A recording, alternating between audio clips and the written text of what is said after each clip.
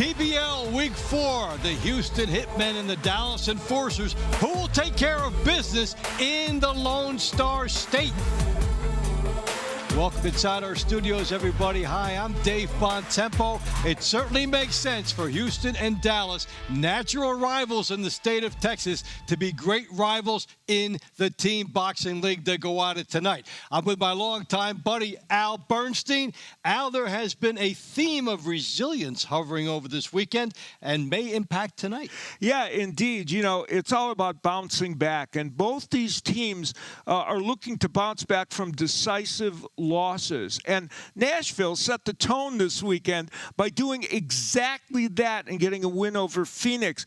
And, you know, both these teams are looking for their first win of the season. They both have talented boxers, and they can get the job done. And one of these teams is going to keep that trend that Nashville began. All right, so there are a couple of all-stars on these teams. Al mentioned that. Let's take a look at one of them, Manuel Sangroni from the Houston Hitmen. He came up with a couple points in their loss to New York. He was pesky, persistent, and a leader for this team, putting good pressure on his opponents. And despite the fact that he might get jabbed, he comes in, compact, works the body, and was just a relentless force. And he was able to come up with 2 victories in celebratory fashion for his team.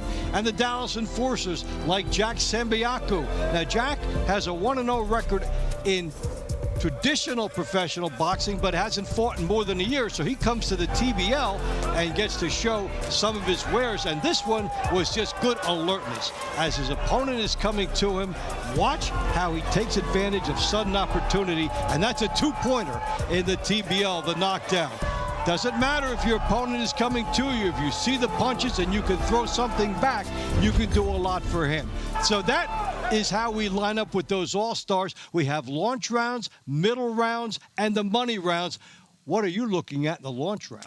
Yeah, let's take a look at round 5, which are welterweights. The man you mentioned, Manuel Sangroni, a bright spot for sure for his team. And he's taking on a very stylish lefty in Jesus Vasquez Jr., who brings in a good record in the rest of pro boxing, but he's making his TBL debut.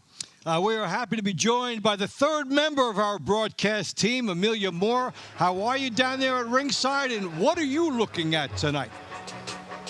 Good evening, gentlemen, and welcome to tonight's show.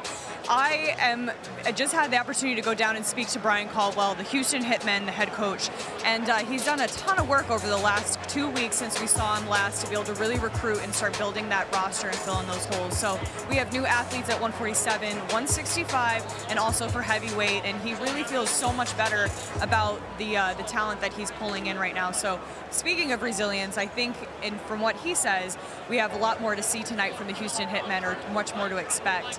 And but going into the Dallas team, Tony Mack is always a fantastic recruiter, and I think that the Houston team does have, you know, they've got a tall mountain to climb tonight if they're going to be able to pull off this win. All right, so a W will be coveted by these teams tonight. We'll be talking to Amelia throughout the telecast. Right now, the fighters are coming in. They are being introduced pretty soon. We'll get to go inside and meet the fighters. Stay with us on TBL.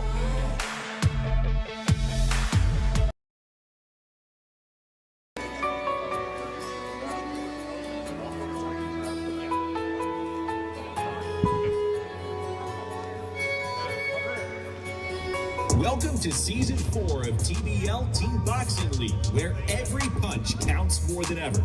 This season, we're introducing a streamlined team scoring system designed to reward dominance, as well as incentivize action and decisive finishes. Here's how it works. First, base points. A boxer that wins their respective round of competition by way of knockout, technical knockout, disqualification, or forfeit, any form of stoppage, will earn the respective team the maximum 4 points available for any given round. A boxer that wins their round by way of a judge's decision will earn their respective team 1 point. A boxer whose round results in a loss, draw, or no contest will not earn their team any points. Second, knockdown bonus points. Boxers competing in rounds that do not end in a stoppage and are instead determined by way of a judge's decision can earn their respective team knockdown bonus points along the way. Whether ultimately declare the winner or loser of a round, ending in a decision by the judges, each knockdown scored by a boxer along the way will earn their team one additional point. Boxers can earn their team a maximum of 2 knockdown bonus points per round of competition. If the round ends in a stoppage, bonus points do not apply because the victor will have already earned their team the maximum of 4 points available per round of TBL competition. So whether it's a dominant decision win or a spectacular knockout, the maximum reward is always 4 points. Season 4 is simple. Win big, score knockdowns, finish strong.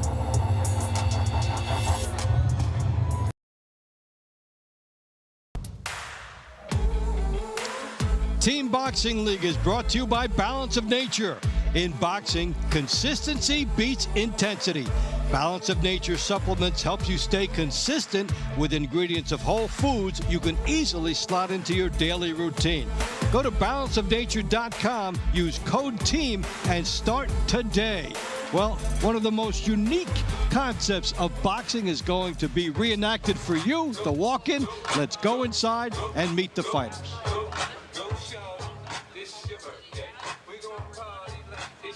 Good evening, welcome, and thank you for joining us at the Curtis Colwell Center in Dallas, Texas.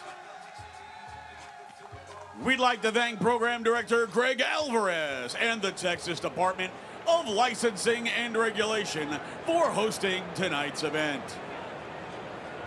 We'd also like to thank our sponsors, Climax Moonshine Fire number 32, Balance of Nature, Serenity Springs Recovery Center, Valley Sports Live, our Community First Foundation. Fans, don't forget you can stream all TBL Season 4 action live on the Team Boxing League app. Dallas, Texas, it's fight night! First up, let's meet the Houston Hitmen.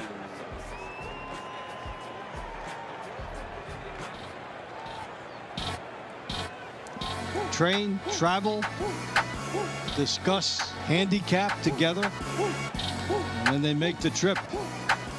The Houston Hitmen.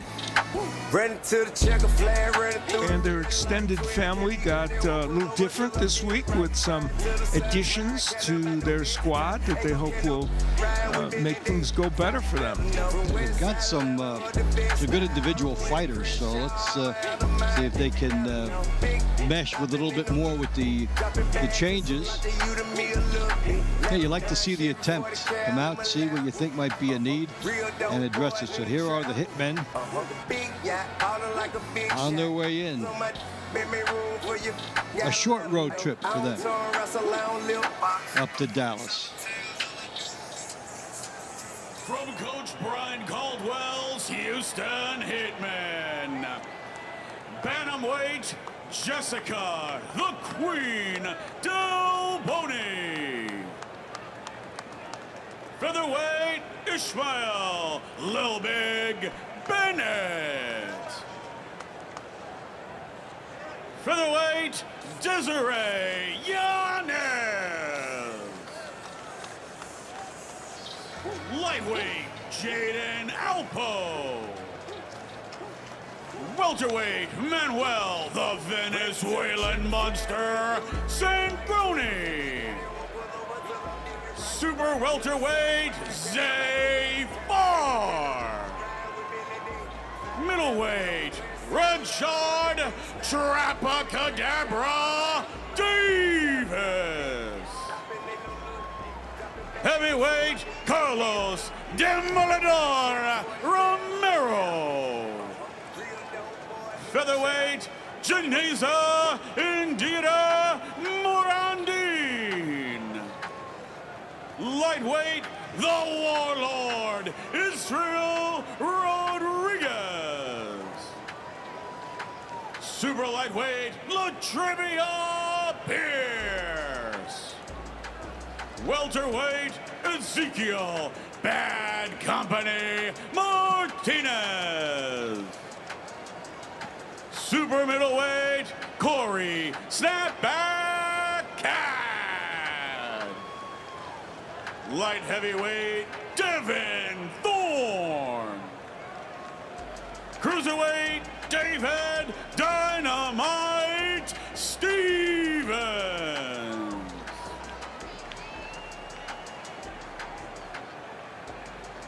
And their opponents, your hometown Dallas Enforcers.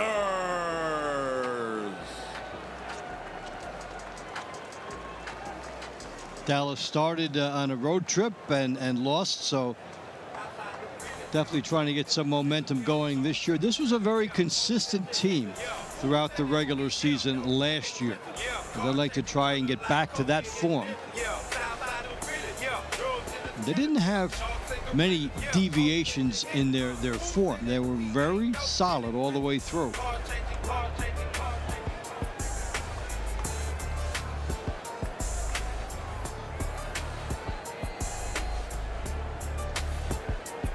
And they have the joy of their home opener.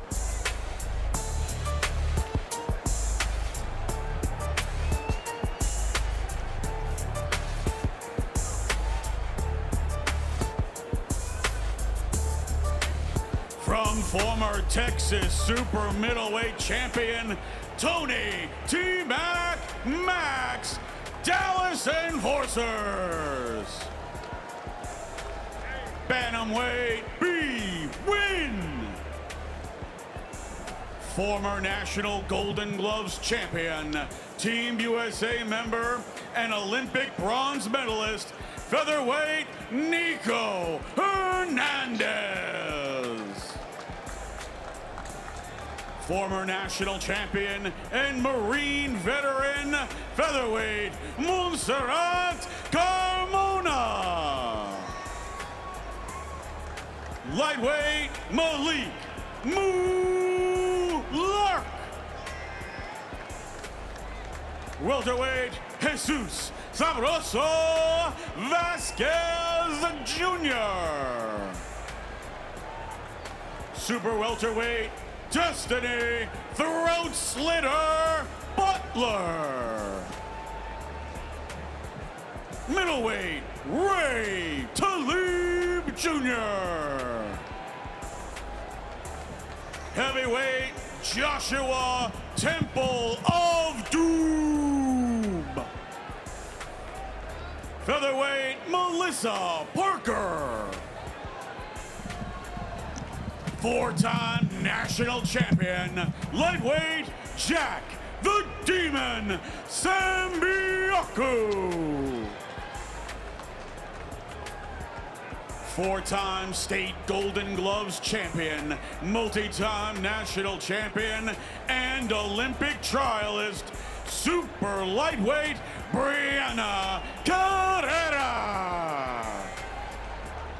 Welterweight Deontay Money Every Time Brown. U.S. national champion, Adidas Pal national champion, and WBC USNBC champion, Edward the Hunter Ortiz. Former three-time Golden Gloves champion and Team USA member, light heavyweight Abimbola Space Oshundairo. Former world title challenger, cruiserweight Calvin Hot Sauce Henderson. At this time, we ask that you please rise and remove your hats and give a warm welcome to national recording artist Laylo as she performs our national anthem. Oh, say, can you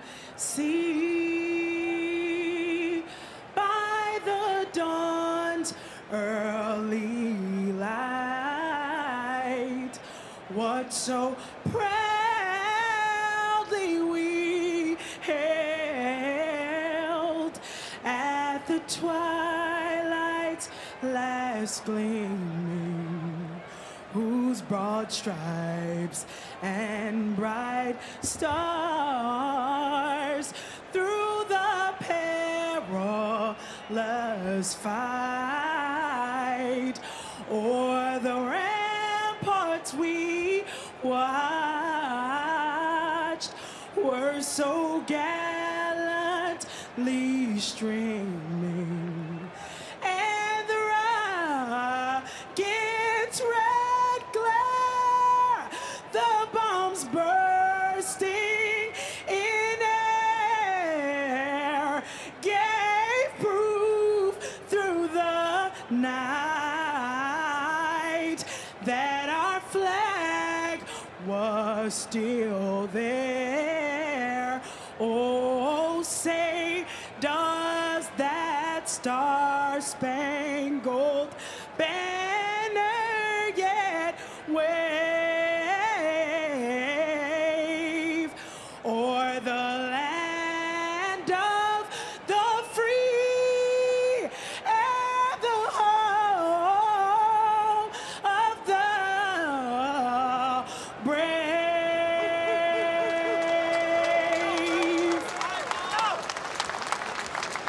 Ladies and gentlemen, Lilo. All right, just about getting ready to start with Jessica Del Boni. Will tee it up for Houston. Former atomweight champion, part of Invicta, from Brazil, the Queen.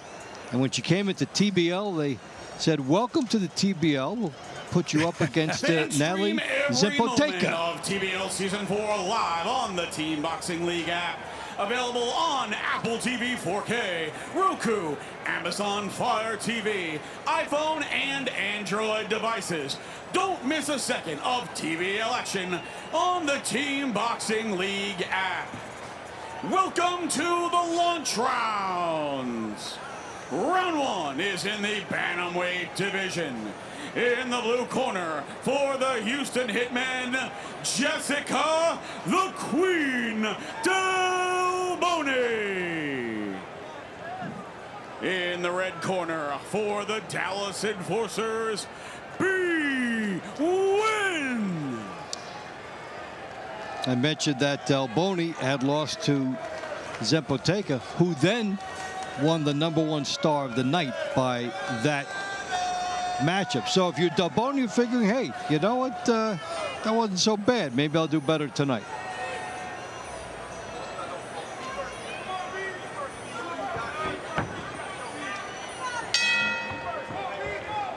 And we're off. And the win is going to show that lefty style to her.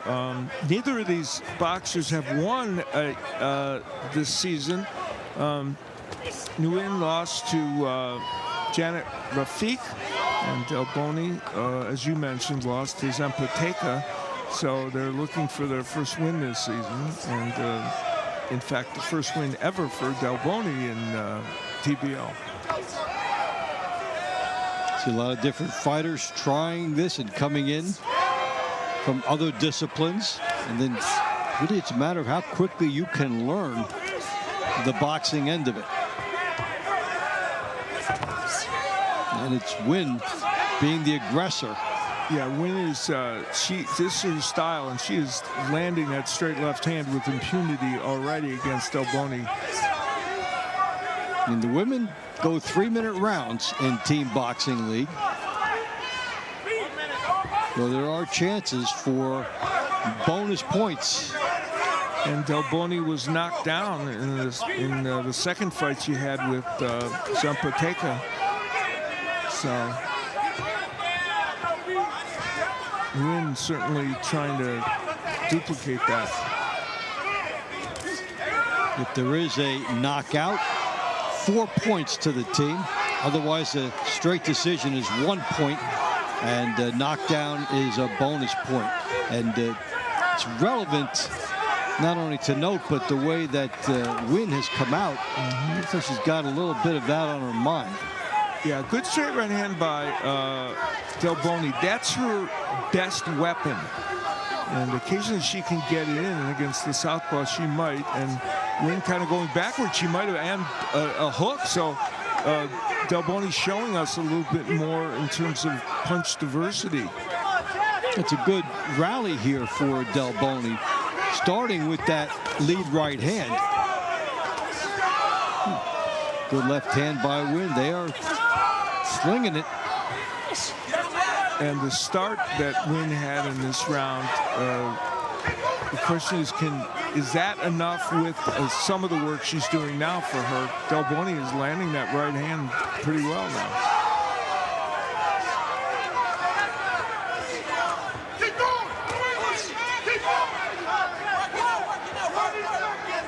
Nothing to discourage either fighter from coming in.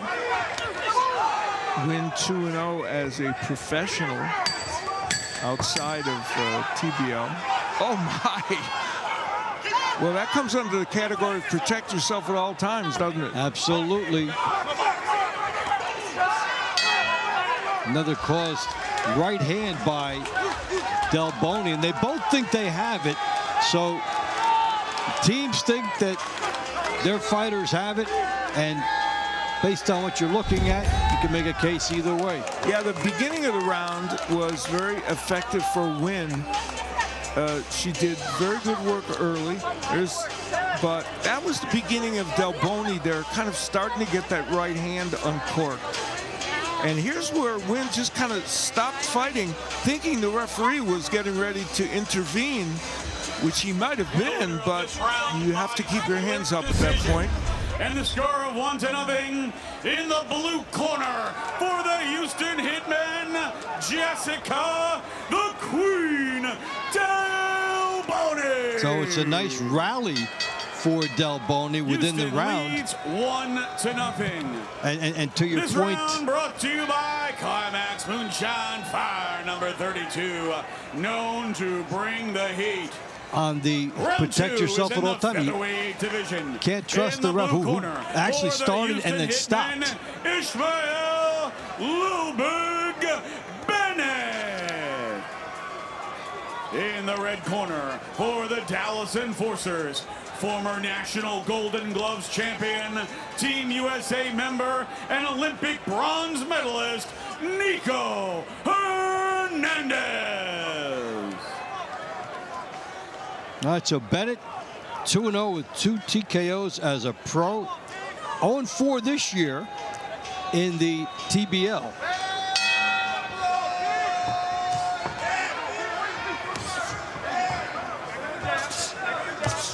Yeah, Nico Hernandez, they mentioned he's an amateur champion. He fought internationally. He was very, very good as an amateur. 12-0 as a pro, and he split with Victor Abreu in his opening team boxing week. So we saw a difference from the first fight to the second of him kind of getting used to this one-round format. Yeah, and then he gets a chance right away to carry it over soon.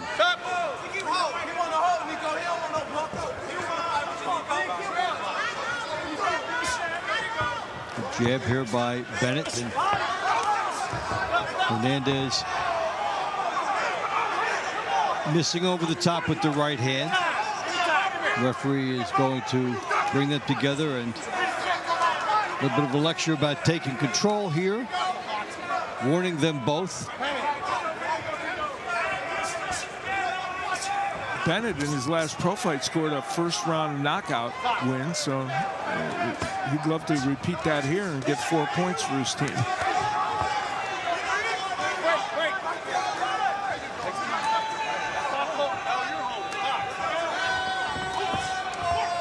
And this is a fight where they're both encouraging referee intervention. That's 3 in the last few seconds, and the style of this fight is going, throw some punches, tie up. A lot of grappling going on the inside. Hernandez, when he's at length. Hernandez is a good combination puncher, and right now his punch of choice is the hook, but both men, as you said, holding on the inside a lot. Another example of it there, and then it becomes part of your strategy over the course of the time. Well, I'll throw something. If I don't like what's open to me, I'll tie up. And both fighters are doing it. Bennett initiated it a little bit ago, and then Hernandez did as well. And it's a constant. Now, are we going to get a point deduction?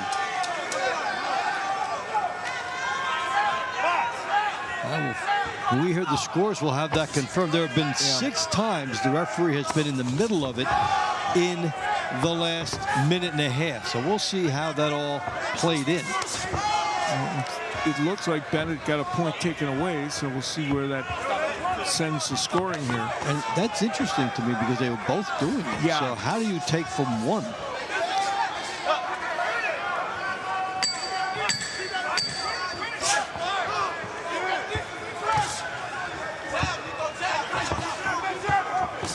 Hernandez finally using the jab. He has a really good jab, but didn't start using it to, oh my. Did the gloves touch? That could have been a knockdown. Did the gloves touch? It looked like it could have. And then that would be more bonus points, or Nothing did the from bell the referee. sound? Let's take a look and we'll see. There's a right. That should have been a Sends him knockdown down. there. That should have been a knockdown. And a referee not covering himself with glory here in this fight. And Ishmael Bennett says, what? I knocked him down.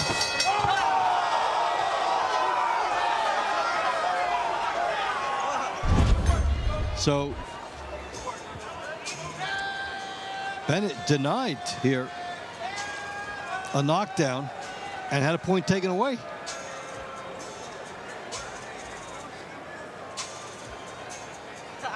The winner of this round by split decision, and the score of 1-0 in the red corner for the Dallas Enforcers, Nico Hernandez. We are tied at 1. Round 3 is in the featherweight division. In the blue corner for the Houston Hitmen, Desiree Yanez. In the red corner for the Dallas Enforcers, former national champion and Marine veteran, Montserrat Carmona.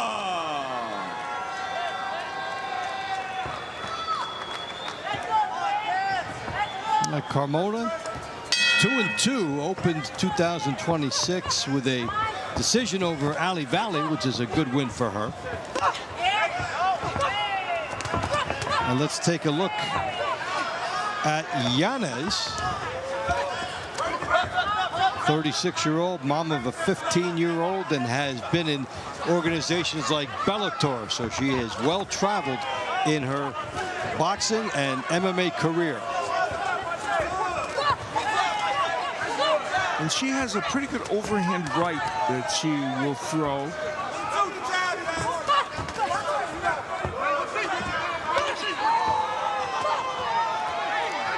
Yanez has done much of her good work outside the TBL, and Carmona inside the TBL, and she rocked the fighter coming forward. Yeah, Carmona from the lefty stance, now at righty, but she was successful from the lefty stance, and now she switches back, and now she's lefty again. The overhand, the right hook got in for her. Has kept her punches straighter and landed that straight right from the right-handed stance as she was landing the right hook from the left-handed stance. So tough beginning here for Yanez having a difficult time, and there is opportunity for Carmona the way she's pressing. If she can put a few of these together to get some bonus points for her team. Lisa Yanez takes some big shots against Zaria Kotel in the first week. She's hanging in there. Holding, let her go. 30 seconds to go, and Carmona throwing everything at her. Got a good chin.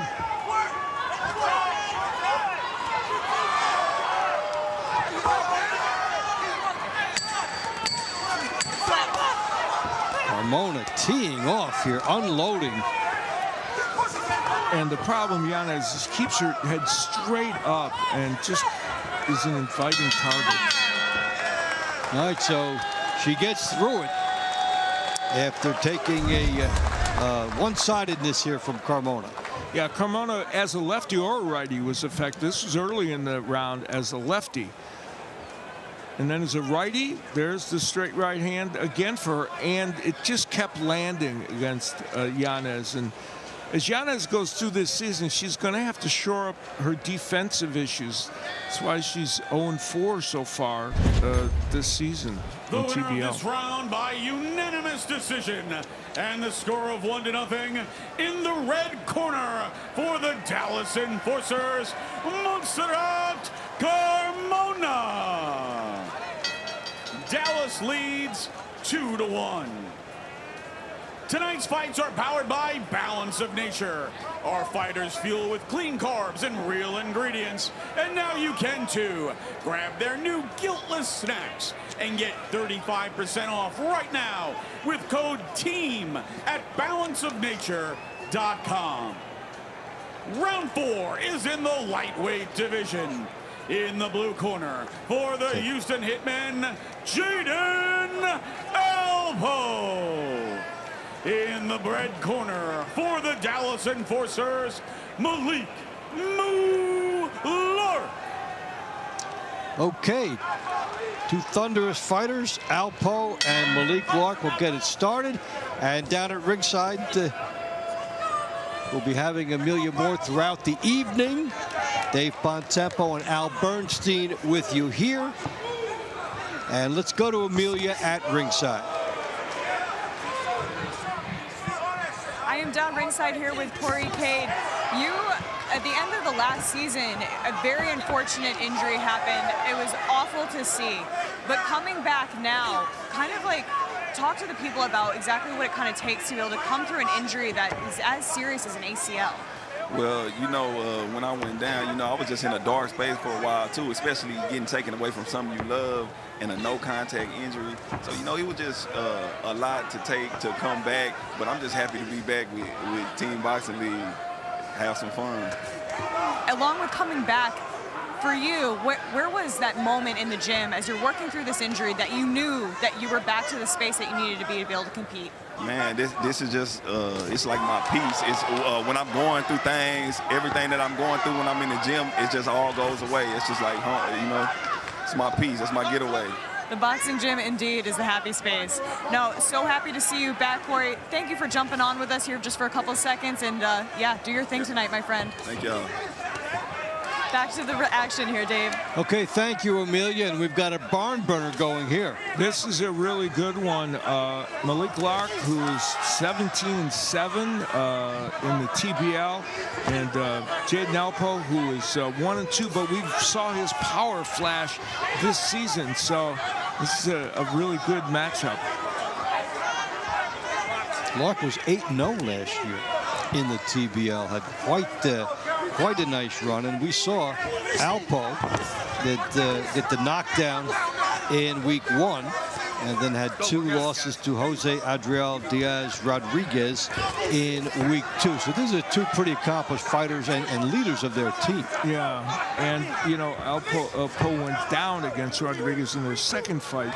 He wants to avoid that here against Malik Lark, and they've had some good exchanges. Lark has been so close to landing that right hand. He's landed a couple, but not exactly the one he wants.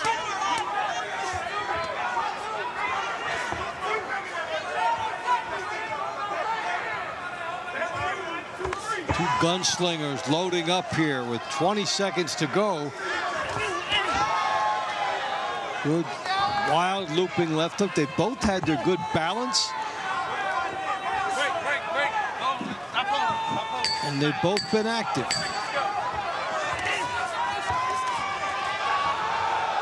And that's a slip, and that's important. You don't want a cheap knockdown to be called, as they are valuable points. A real one was missed earlier, so luckily that one was not called. And we look at that moment, which could have impacted, as you said, the scoring, but just a push, and so it's not called a knockdown, and this will be a close round to score.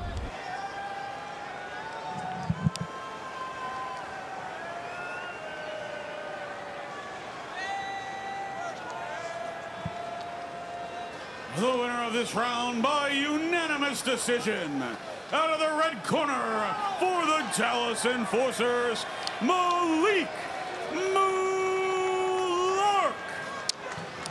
All right, so Dallas Malik leads Mark 3-1. gets it to 3-1 Dallas. You take a look at Big D, and we'll be back with more after this.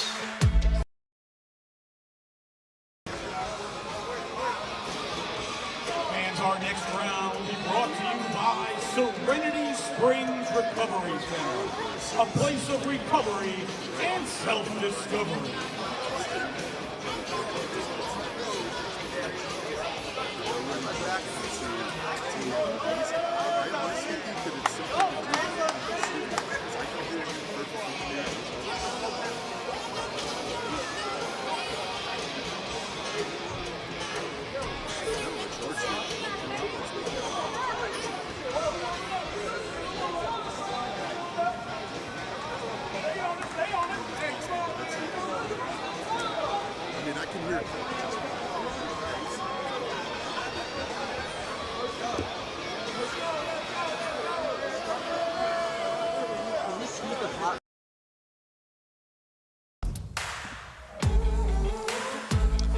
Three in a row for Dallas in Big D.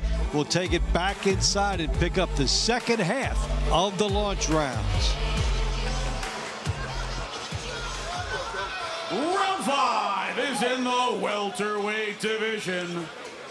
In the blue corner, for the Houston Hitmen, Manuel, the Venezuelan monster, Sangroni.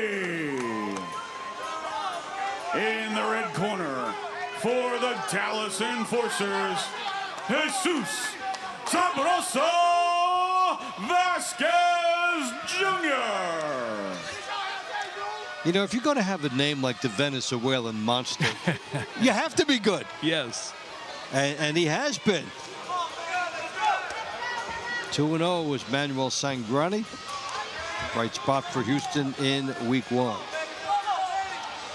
Yeah, 2 wins over Adonis Wilkins, and he's facing a man tonight in Vasquez Jr., who's making his TBL debut.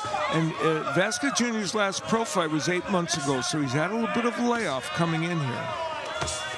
11-3 as a pro, so good credentials, and now trying to learn a new platform. No matter who you are and where you're coming from and on whatever level, this has to be an exciting new place to jump. It's an open door for fighters to expand, stay sharp. And so we see them come in here and say, hey, even if I struggle in the beginning, I'm going to learn this 3-minute format.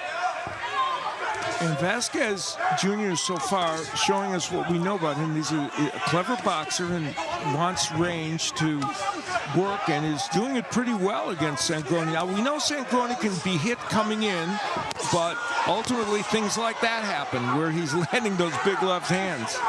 That's the Sangroni risk-reward scenario played out. Yes. He can be hit, and he'll do it for the price of doing what you just saw. He's probably written a treatise on this, you know. Vasquez, the trick for him, and he's achieved that a couple of times, is to do that, then move as he's doing there and not get hit with some of those big power shots. And also, he's moving out of punching range, but not so far out of range that he can't set up his own attack. Sangroni can reach you with the right hook or the straight left. Or it's not really always straight. It's more of a roundhouse punch. And there it is. He's got that as a target.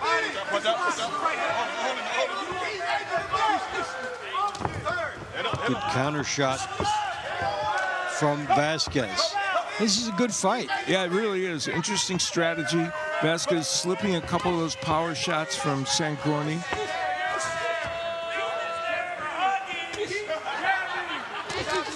Sangroni's a guy who fights like he knows there's no shortcut. Yes. There's only one way inside. You pay your price. And even with the high guard, sometimes he's going to get nailed because of lunging like that. But then he will get his punch in.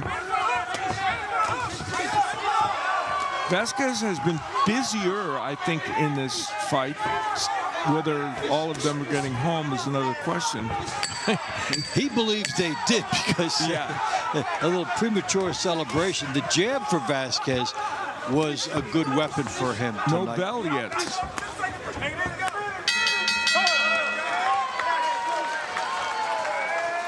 All right, so we'll see who does get to celebrate. Sangroni or his lunch pail.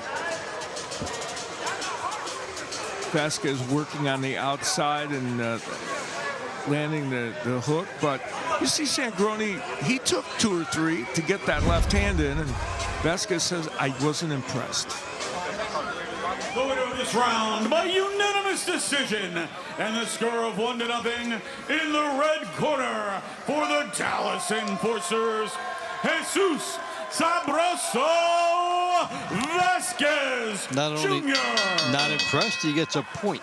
Dallas leads 4-1. Round 6 is in the super welterweight division. In the blue corner for the Houston Hitmen, Zay Farr. In the red corner for the Dallas Enforcers, Destiny Throat Slitter Butler. So you don't think of a guy that's going to jab his way to a decision with throat cutter. It's a graphic nickname. Zay Farr, 20-8 in his pro career, going all the way back to 2017, so it's hard to get a lot of fights. And he is 1-0. He beat Marvelous Jarvis Shepherd. Yeah, these two boxers with not much experience in the TBL, the one for Farr and Destiny Butler making his debut in team boxing.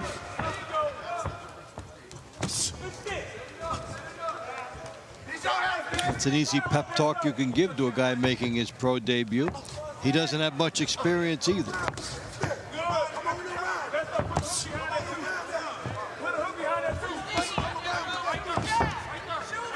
Jab up on the top and then to the body. Pretty good right hand. Farr trying to get that straight left hand in.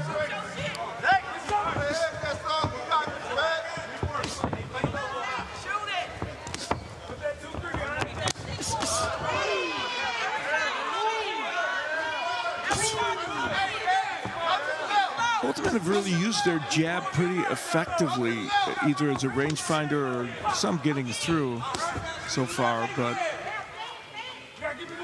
well, and it's who's going to make the gamble. Now they're getting through, but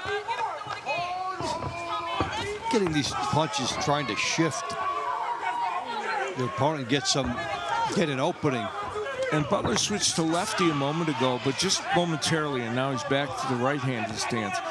Butler's trying to find a place for that straight right hand, but can't seem to get it going, and Farr is frustrating him a little bit with his jab, I think, keeping him busy. Farr also moving, trying to move away from the path of the power shot. certainly the most tactical round we've had tonight and this weekend, I'm going to say. Well, there are two ways to approach. One is to just fight instinctively, and maybe that would be a good thing for these fighters. And sometimes you look at that okay, righty versus lefty, well, I'm going to load this up and then I'll throw it here, and then it doesn't all fall in for you. And Butler has settled on being a southpaw for a while now in this round. We'll see if that helps him. And there's a lot of ways to get the point. Even in a low-scoring affair like this, if you're the fighter that landed something early, you might be thinking it stands up. Farr, finalist in the 2025 U.S. Amateur Championship, so he has lots of great amateur experience. Good left hand by Farr, and that kind of punctuated the round. We'll see if that's enough for him. If it is, it would be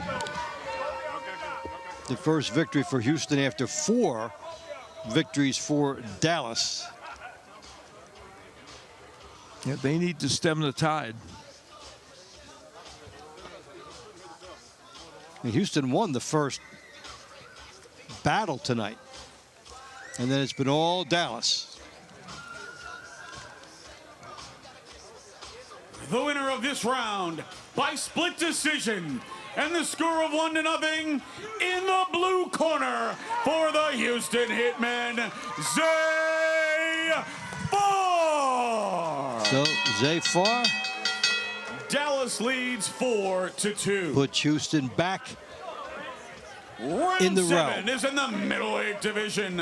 In the blue corner for the Houston Hitmen, Rashad Trapacadabra Davis. In the red corner for the Dallas Enforcers, Ray Talib Jr. Talib Jr. is 10-1 as a pro. Outside of TBL, he's had 5 wins in a row. And inside the TBL, also very good at 14-8. Did lose to Giovanni Estella to open 2026. And he was down in that fight, but as you said, that's uncharacteristic. He's been very good in TBL. And Davis making his TBL debut. And his last time out as a pro was in October when he won a 4-round decision, so he's getting back in the ring off a little bit of a layoff. And so based on the experience factor, this could be a good matchup for Houston. Whether it plays out that way, we'll see.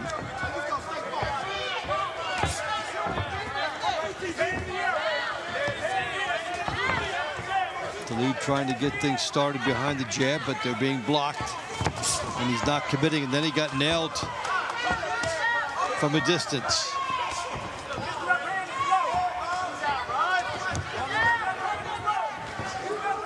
Yeah, Talib using that left-handed stance to give a problem to Davis. And there's a right hook downstairs by Talib. He's showing us that element as well. And now, why not? Davis turns lefty. No punch, step back, step back, step back. What do you make of it when a lefty turns lefty? Is it to negate what has come out of you, or is he trying to set up more? Sometimes, I think, and boxers feel like it will give a lefty a different look for momentarily.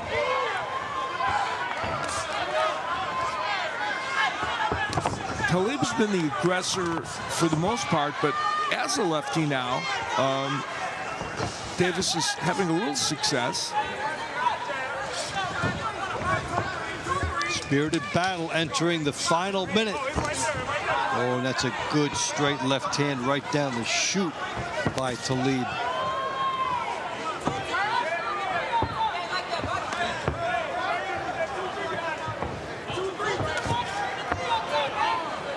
This fight has been fought at distance almost the whole time, and you'd think that might in some ways help Davis as a bit of a height and maybe reach advantage, but Talib has been able to slip a lot of those punches and get some of his own in as well. And then on the inside, the body work of Talib, as we saw there, is impressive. Talib is seeing it well, even as the punches are coming at him. He's done a good job avoiding getting hit clean, and then, to your point, from a distance, he's doing well here. Yeah, 35-year-old veteran. He's got 11 pro fights, a lot of TPL experience. So Ray Talib utilizing all of that right now, trying to get Dallas back farther into the lead. Good exchange at the end there, too. They saved the best for last. They did. They had a good shot against each other getting in. At Talib, one of the things that made him tough in this fight is his patience. He didn't open himself up. No, that was early on in the round where he landed that nice right hook, and he put Davis on the ropes a couple of times and landed things like that straight. That was right at the end of the round where they exchanged good punches, good left hands, and had a few words for each other. By unanimous decision, and the score of 1-0 out of the red corner for the Dallas Enforcers, Ray Talib Jr. Dallas leads 5-2. Round 8 is in the heavyweight division. In the blue corner, for the Houston Hitmen, Carlos Demoledor Romero. In the red corner, for the Dallas Enforcers, Joshua Temple of Doom. So Romero, part of the infusion of new faces in the lineup for Houston. 18-2 professional record outside of TBL going back to 2021, and had won 6 fights in a row. So he debuts here against Joshua Temple. And Temple also debuting, and he's 13-3 as a pro. So we have 2 very similar situations here. Pretty accomplished outside of TBL and trying to come in here and forge an identity now. Temple turned pro in 2016, but then had 11 fights. Then he was off for 4 years. Then he came back and fought till 2024, but now he's been off since then. So we'll see how he does in this one-round format. Both men going after it here. We see a lot of fighters who have glittering professional records, but having trouble getting connections and getting a lot of fights. So they've opted to come in here. Guys are really spirited here. A couple of very, very good jabs from Temple. And then the overhand right came from Romero as he timed the jab, but he wants to do more of that, obviously. And whenever you see 2 heavyweights mixing it up, the thought goes to, will somebody go down? And both men are landing some nice shots here. That overhand right from Romero has become a factor. And Romero, of course, from Cuba, from that Cuban school of boxing.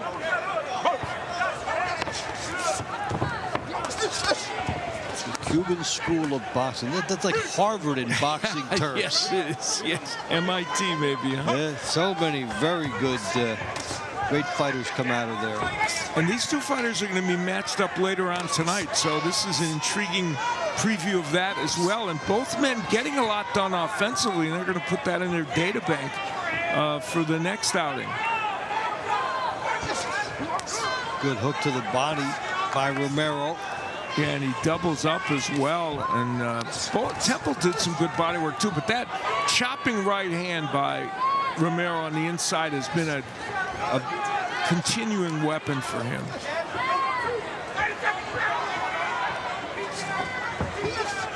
The final matchup of the launch rounds. 5-2 Dallas. Houston trying to get back within range. Fight number 8, we will see them again in fight number 16. which will be the end of the middle rounds. So they've both been strategically placed to try and get some points at the end of one of the stanzas. And both men wailing away, trying to get that big knockout punch. Now they gave it a good effort, both of them.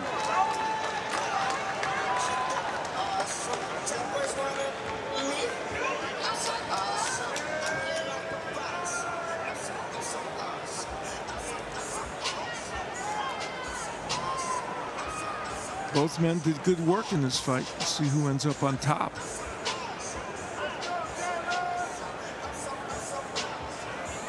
The winner of this round by unanimous decision, and the score of 1-0, out of the blue corner for the Houston Hitmen, Carlos Demoledor Romero. So Carlos Romero narrows the gap here in the launch rounds for Houston. And they're going to head into the middle rounds with high hopes of catching up. Well, let's take a look at what's coming with Dave Bontempo. Hey, Al, we're enjoying the excitement of this one, but there's one more big one on tap April 19th as Atlanta and Miami go for it. Two teams that were really hot in the middle of last year try to get the leg up and the good jump this year. That concludes an excellent week, and we've got a big lineup loaded up for next week on the TBL. You know that East Coast rivalry, the Boston Butchers and the NYC Attitude on April 24th. The new look San Antonio Snipers, they are 2-0 going into Las Vegas, and a real good test of that team's ability. And then Los Angeles and Nashville close it out on Sunday. Watch us all year on the TBL.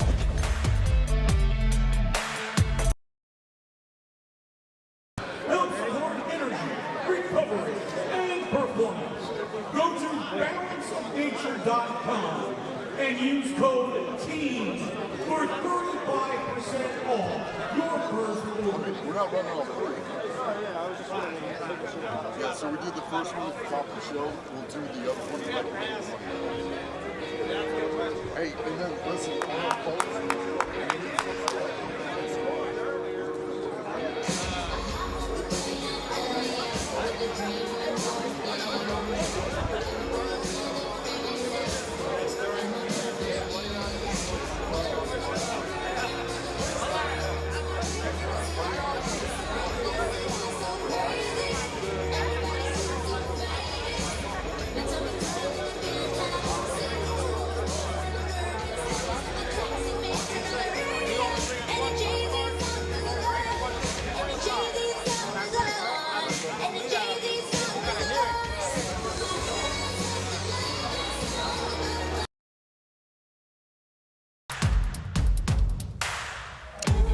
All right, the look at Dallas. The Dallas Enforcers up 5-3 over the Houston Hitmen, but Houston with some good momentum at the end. The infusion of new talent gets a victory. Dave Bontempo along with Al Bernstein. We had a lot of interesting developments in those launch rounds. We really did. An opening victory for Houston, and then a series of wins by Dallas, and it took some heroics at the end to make it closer. Okay, let's look at some of the big highlights in the launch rounds, which was rounds 3 got us started. Yeah, in that one, we had Montserrat Carmona, who performed exceedingly well against Desiree Yanez.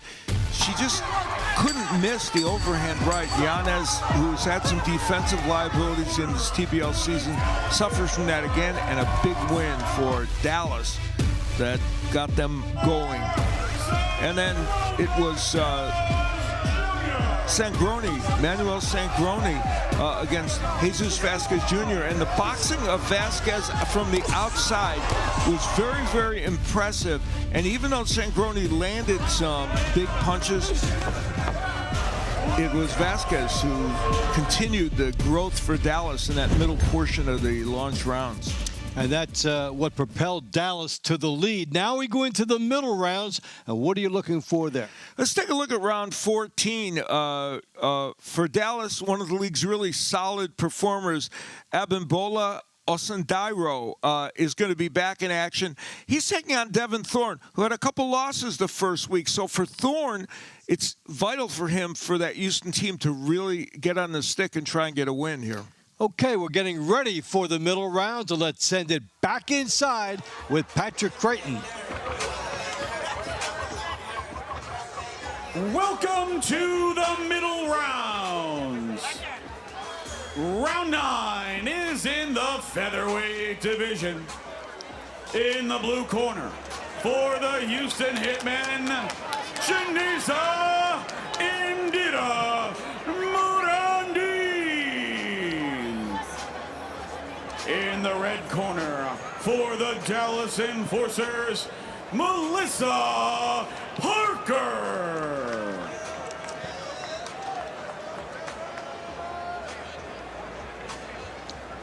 Morandine has had an uphill battle in the TBL, but does have a win over Leon Calderon going back to last year. And Parker has been fairly accomplished. TBL, she's 11-9, so.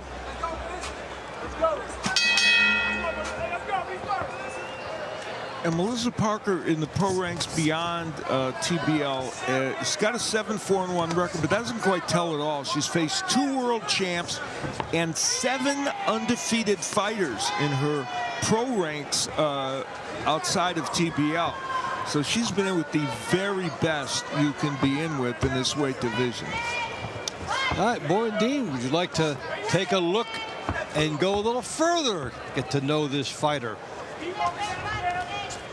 Well, you get a look at her, 31 years old, former Invicta title challenger, Muay Thai specialist with the heavy hands. Yeah, she's still figuring out the boxing world a little bit here. She's 0-2 as a pro in boxing, so there's a differential here in terms of the levels. So it's going to be up to Morandine to kind of try and find a way to get inside and do something valuable in there. Yeah, it really is a baptism by fire. You're in a different situation. Yeah, Melissa Parker having a little fun in the ring as well. Parker is a very well-schooled boxer, and I mentioned she's faced 2 world champs as a professional outside of TBL. She's hung in there with both of them. And I did a fight she had with Ashlyn Lozado, who is a future champ in women's boxing, and she lost the decision, but performed very well in that fight. And then when you come into a different format, you have a higher expectation. I could do this for 1 round. And she's doing a nice job controlling the ring. Yeah, and she's got all that TBL experience, as you mentioned, 20 fights with 11 wins. And, Morandine is a little bit new to boxing and to this format. And from the outside, Morandine is just not going to be able to deal with Parker. She's getting hit with heavy punches, will have good speed. And you try to line up and get inside, and you see the distinct height disadvantage. And you can get clocked on the way in. And you see the head movement on the bobbing and weaving. She would have to be closer to be more effective if she could be closer with the head movement going forward in future fights. But this is literally a tall task for her. Yeah, here. She's got to do this one more time before the night is over. And so Parker, I think, deliberately kind of stayed on the outside and did enough to win without exerting herself too much. Now she's going after it and giving Morandine a little bit of an opportunity to land a few shots there.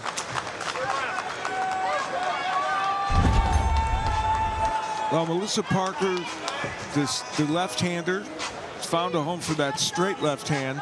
during the course of this round. There, she lands a two-piece, the straight left and the right hook.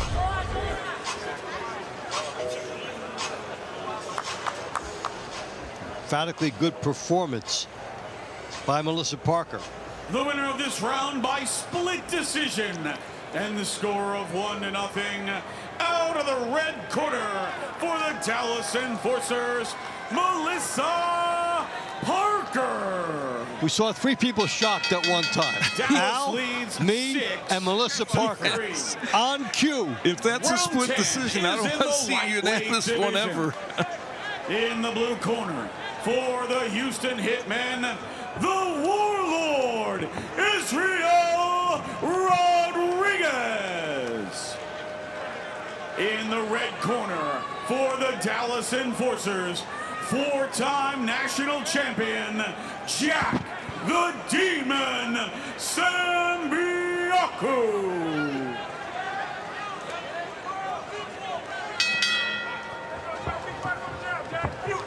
All right, so 2 fighters who come in with some pretty good pedigree. Getting it started here. Rodriguez, 2 wins over Michael Bracamontes to start 2026. That's always a good way to get your season underway.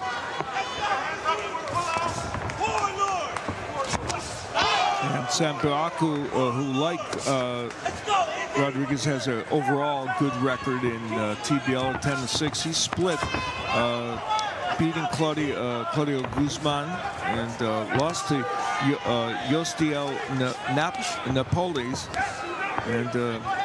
So it's both men have lots of ability, and they're showing it here.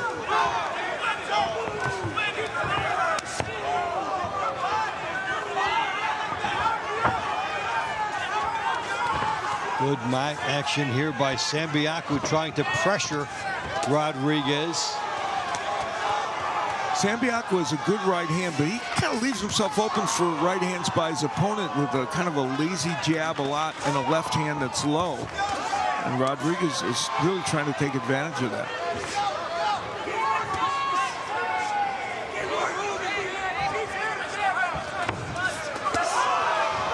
Well, they both had the right idea, and that when right hand got home, here comes Sambiaku with opportunity. Did he just catch Rodriguez off balance, or did he hurt him? He hurt him, and that's a knockdown, and maybe more. It's 4. It's a knockout. It's 4. And that is how fights turn. Now we'll go to check on the fight.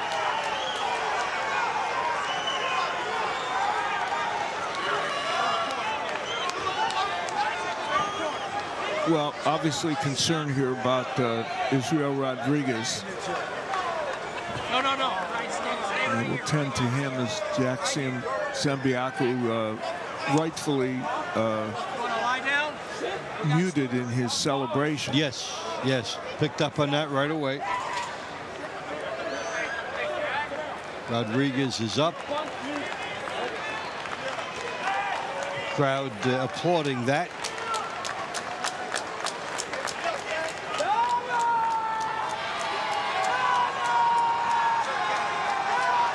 Well, Sambiaku, who has a really good right hand, and well, that was the left hook, interestingly, that got into the temple area, and that will affect your equilibrium. But then Sambiaku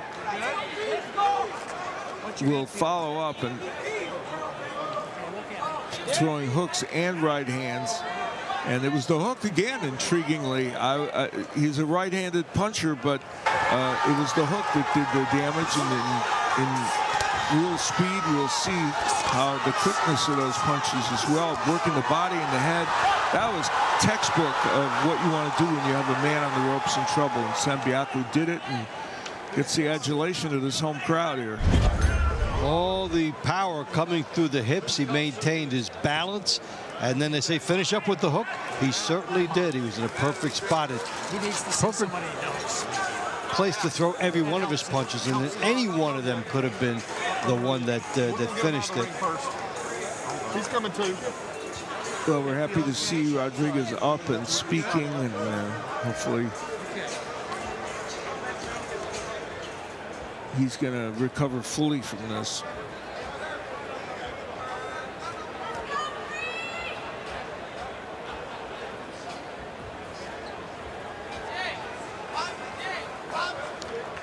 Teams very interested in and, of course, concerned for one of their own.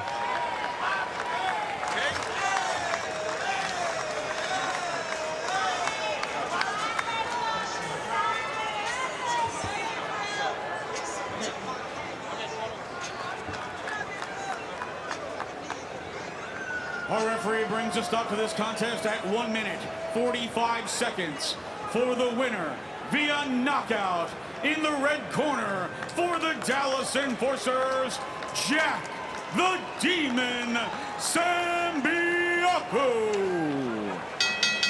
Well, now he'll celebrate a little, and Jack Sambiaku is 4-point round. Dallas leads 10 put Dallas to 3. way up. Round 11 is in the super lightweight division. In the blue corner for the Houston Hitmen, Latrivia Pierce. In the red corner for the Dallas Enforcers, 4-time state Golden Gloves champion, multi-time national champion, and Olympic trialist, Brianna Carrera. All right, Pierce and Carrera, Dave Bontempo and Al Bernstein with you, and we are joined in this round by Amelia Moore. That's so Pierce 3-1. 2 losses to Catherine Lehner, but she fought very well in those, were very game. Yeah, those were her Team Boxing League debut fights. Amelia, what's the buzz like where you are now after that explosive knockout performance? I mean, the crowd was going crazy, Dave, after that knockout. And the energy is still super high right now as Brianna Carrera is coming into this round. So she's using some long punches, which I usually feel like Brianna Carrera, very heavy-handed, just caught her with a great 3. But it's always good to see Brianna be able to actually use good long straight punches, and now we have a knee. Here we go. Big power. 6, 7, 8. Look at the count, use it all, use 9.5, so beat the count. You've got to convince the referee here that you can still go on. That's the look in the eyes. And I almost wish Israel had done that in the round previous, knowing that he had gotten caught there, you know, and established himself and came right back into the round. But, you know, having the wherewithal to be able to take a knee when you need it, it's a tool. Oh, and Brianna Carrera with a big knockout. Well, that's going to be, this is going to become 4. It's already 2, and that's 4 points. You can take the knee, you can only buy so much time, and it may be a tool, but only 1, and her opponent had so many. Well, Brianna Carrera, who came from Philly to Dallas, shows her value for this team, and a tough outing for Latrivia Pierce. The last 2 fights show it's a tough sport. You do all your training and everything, and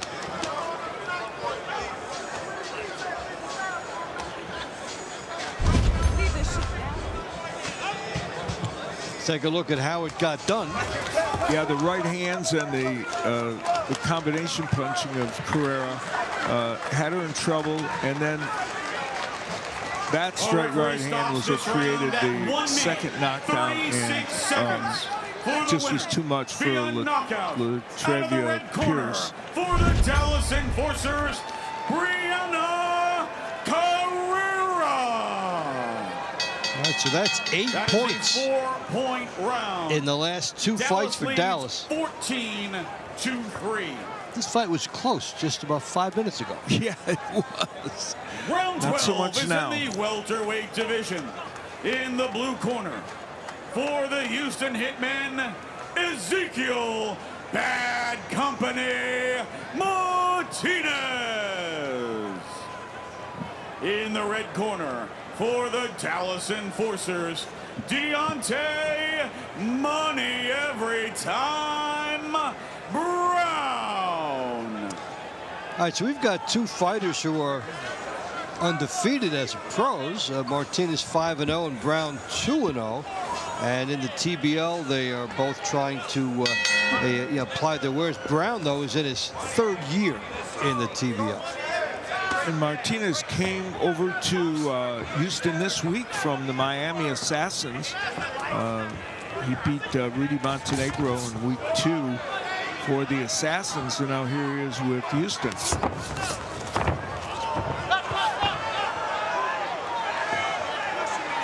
All right, so as this continues, which has been a power fest for Dallas, Amelia has a special guest. So I'm down ringside here with Montserrat. You had a phenomenal round there and really had your opponent wobbled in the half of that first half of your round. So knowing that, only knowing that you're going to be in for one round tonight, do you feel rushed in order to try to finish that, finish your opponent when you know you've already got him wobbled? No, I don't feel rushed. I mean, obviously everybody will want a knockout, but for me, I go with the flow. If it happens, it happens. If it not, then so finish it with combos and try to finish the whole round strong. Obviously, everything starts with the jab. From there, keep it flowing. Absolutely. So, along with that, I was just going to mention that Melissa Parker, you actually fought her in season 3 last year. Now she's a teammate. What's that like? It feels a little weird, but I mean, I like it. The 5 years pretty good, intense, and having her in the team, that makes the team even better. Absolutely. Thank you so much for your time, and you had an amazing round tonight. Thank you. Get us back in the ring, David, now. Okay, well, you saw that she had a shot at Yanez in round 3, and since then, in the middle rounds, we are seeing bombs away, knockdowns, and knockouts. Yeah, and the power is continuing here in this fight.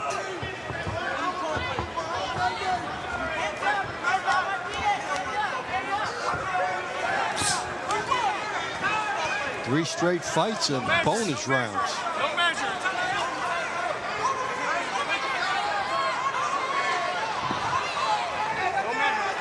Ezekiel Martinez trying to bring an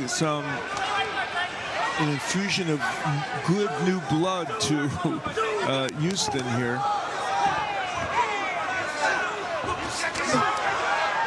Couple of big shots from Deontay Brown.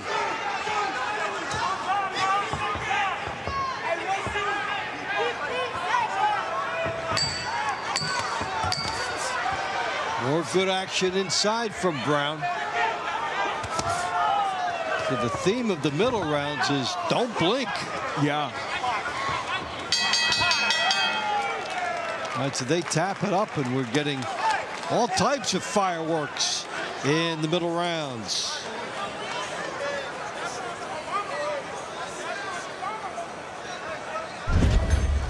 And the knockdown theme continued with that straight left hand that came from Ezekiel Martinez and sent Deontay Brown down. He was able to continue the round and do pretty well, but there was a knockdown.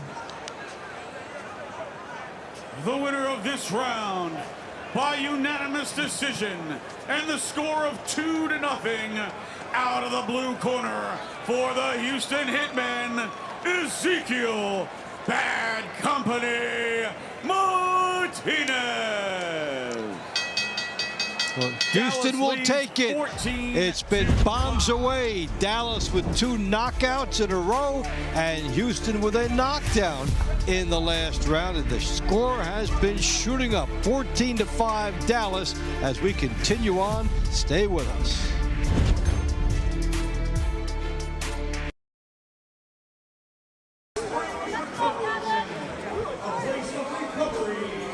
Self-discovery.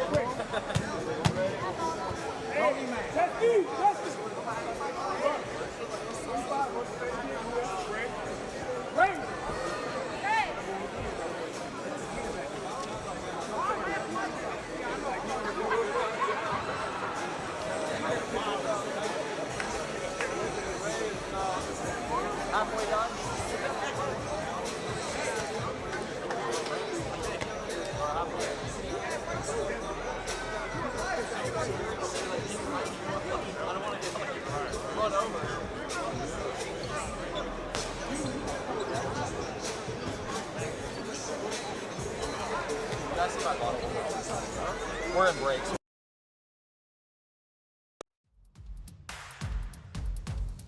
We've had 3 straight fights in which a fighter hit the canvas. Will that streak continue? We're going to find out. 14-5 Dallas. Let's go back inside for the second half.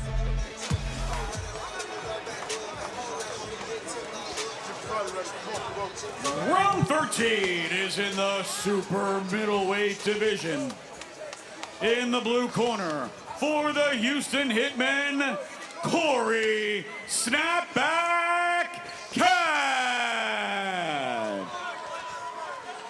In the red corner, for the Dallas Enforcers, U.S. National Champion, Adidas Pal National Champion, and WBC USNBC Champion, Edward the Hunter Ortiz.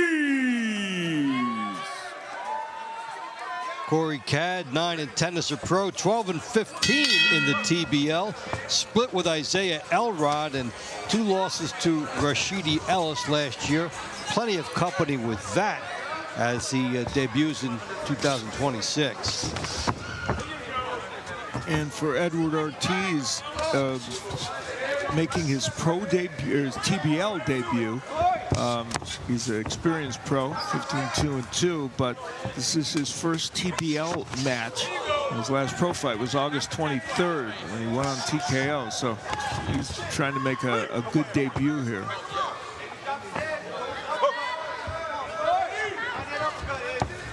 It was 5-3 Dallas after the launch rounds, and Houston being very much in it.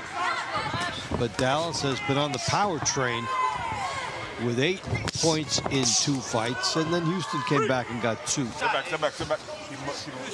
Yeah, Cad would certainly like to get them back, get Dallas back on the board here, but Edward Ortiz very much wants to make something happen. Or Cad wants to get Houston, I should say, moving forward.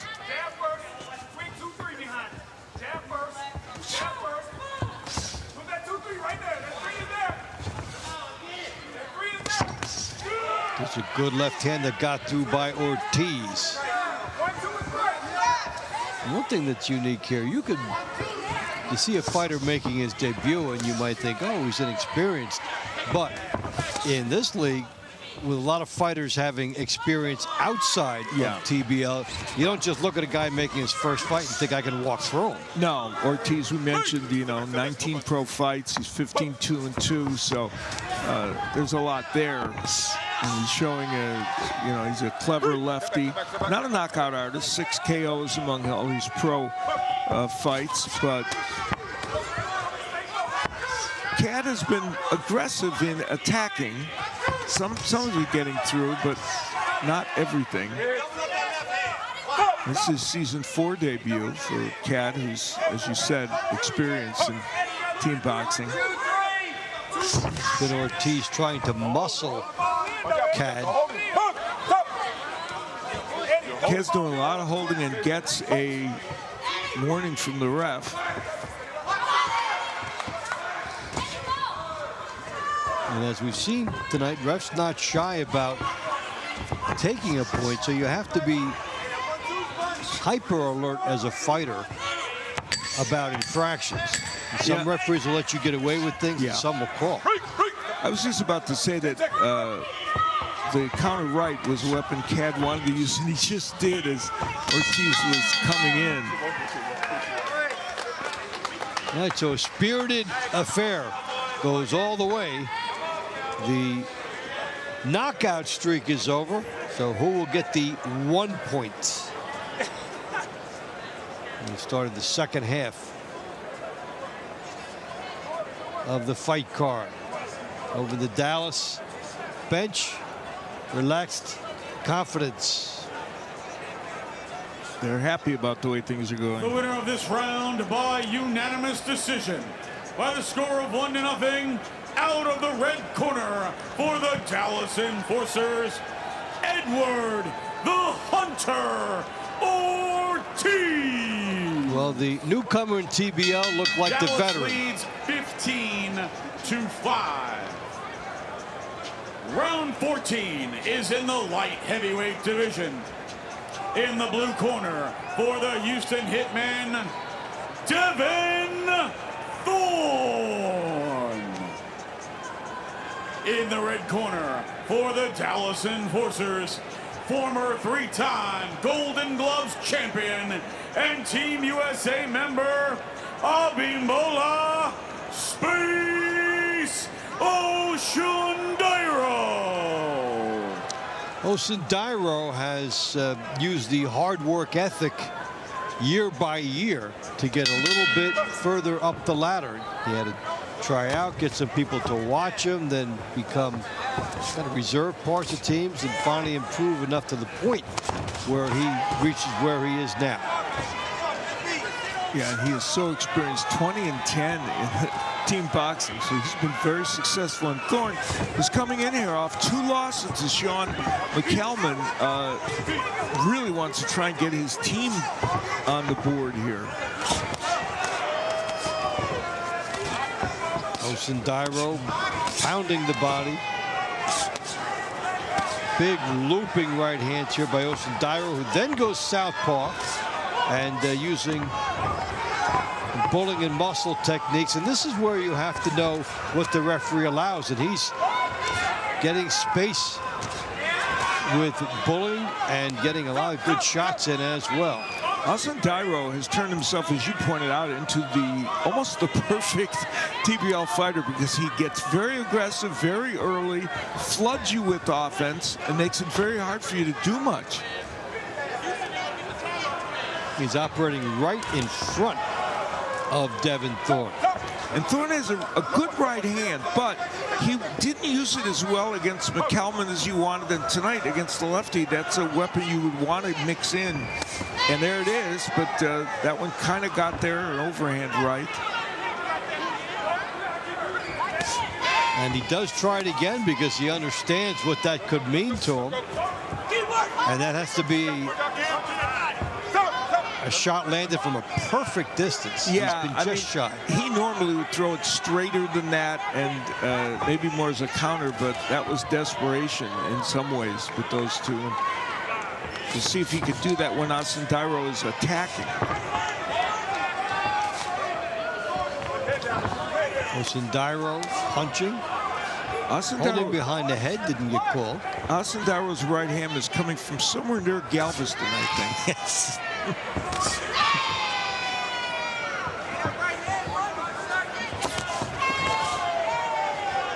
Osundairo is not shy about switching righty to lefty at all, and we've seen a lot of that here in this round. And not pausing when he switches. He switches and then goes right into an attack. Chicagoan from Nigeria. He was 9-1 in the TBL last season, and that speaks to the growth you talked about for Osundairo.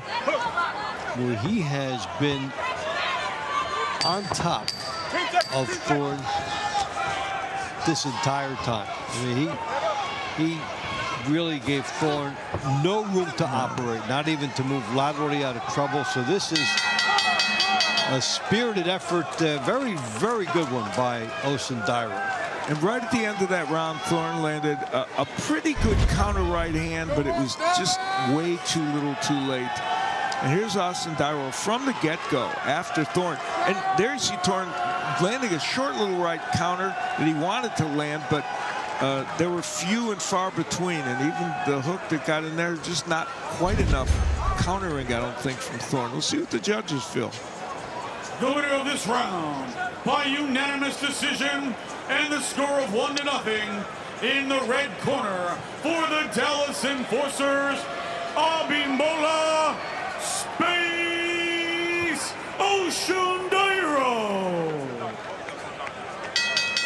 Dallas leads 16-5. Round 15 is in the cruiserweight division. In the red corner, in the blue corner for the Houston Hitmen, David Dynamite Stevens. In the red corner for the Dallas Enforcers, former world title challenger Calvin Hot Sauce Henderson. Well, Stevens got a double for Houston in their outing against New York. 15-2-1 going back to 2018. And Stevens moved all the way up to cruiserweight. He's been a 168-pounder most of his career and really kind of moved up for this competition and performed very, very well, as you pointed out, beating Tessie Eves Talley twice. And Henderson didn't fare quite as well, losing in his last outing in TBL. Take a look at Henderson, some of his accomplishments. Been as high as number 10 in the world. And he lost twice to Yuneski Gonzalez, the legendary fighter from Miami in this league.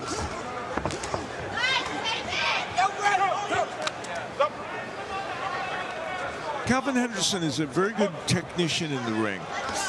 For this competition, he has to learn how to start quicker. He's not one of those fighters that by nature is going to get off to a blazing start. It takes some time to learn how to pace yourself. I mean, he's 5-7 in TBL, but you know, this isn't a bad record for this league, but that could be the difference between 5-7 and maybe 8-4. Yeah, exactly.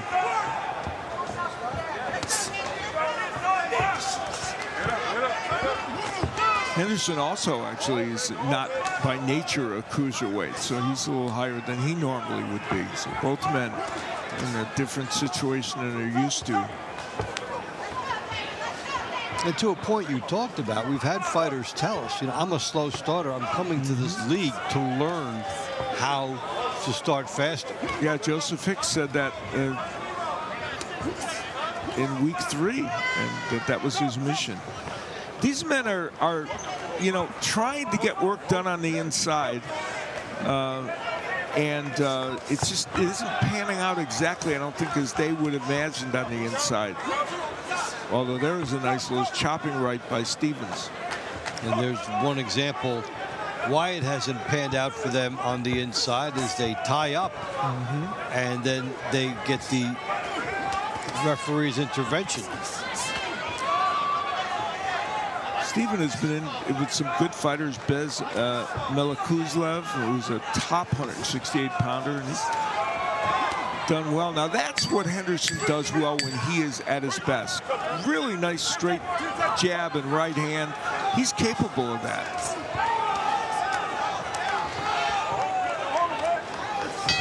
Good action here at the end of the round, huh? So Henderson and Stevens will make it to the judges' corner, where the verdict will be rendered on this one.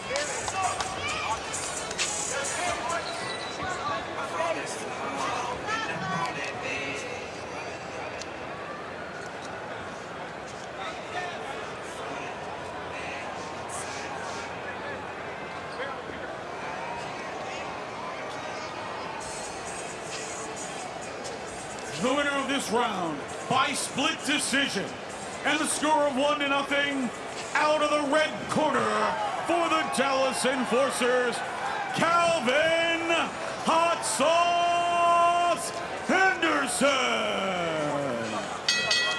So Hot Sauce is the boss. Leads 17-5. With the judges, and now we go to the one that we liked earlier. Round 16 is in the heavyweight division.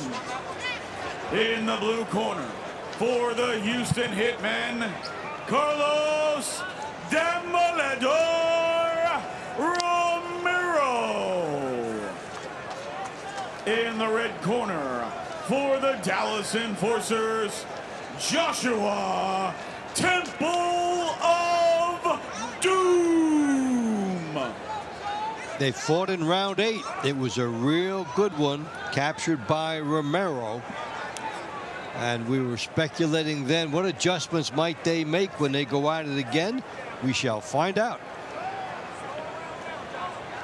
Temple came out pretty aggressive in the first portion of that last round against another fighter who's making his team boxing debut. Worked the body well, but then Romero was kind of able to take over, especially with short chopping right hands on the inside. We'll see how they do here. So far, it looks like they picked up where they left off. Both doing some good work.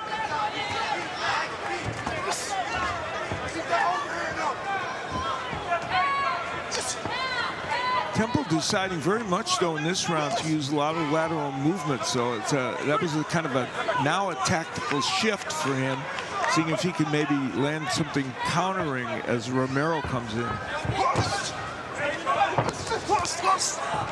Good left hook here by Romero scores. And another good right hand by Romero. Temple counters with a jab. Let's see, is it a knockdown? Did he touch? He touched. He was on his way in. And that's the type of knockdown that will frustrate you because you're on the attack and it's a technical issue. Yeah, that's a tough one. Hard to tell if that was a punch or not, but it puts Carlos Romero really in the hole. So he kind of needs to go for broke, which you could make a case that every Houston fighter needs to do in any case. But it's one thing when you get hit a lot, but when you're on the attack and you think you're doing well, and then something gets slipped up on the way in. Well, it's been an adventure for our refs tonight. Let's just put it that way. That is true.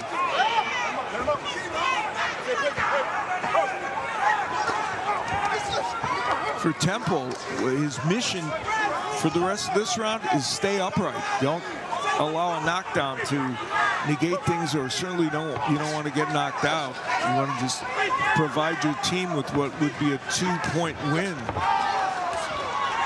Romero trying to be aggressive. Nice right hand by Romero. These guys have not been cheated. The big men are landing some high-quality shots. One of the things about this league that is so fun is watching these heavyweights, right? Oh, we have seen them all, yes. They end up being fun, you know? You might not use it for a boxing, learning tape, but it's fun. Go up and down the league. A good right hand there by Romero as he seeks some thunder before the bell goes off. And can't do it, but it was entertainment. Well, he thinks he's done well, Romero, in this, but definitely not a knockdown. There's no way in the world that was a knockdown. And the referee was 4 feet away, so that's odd.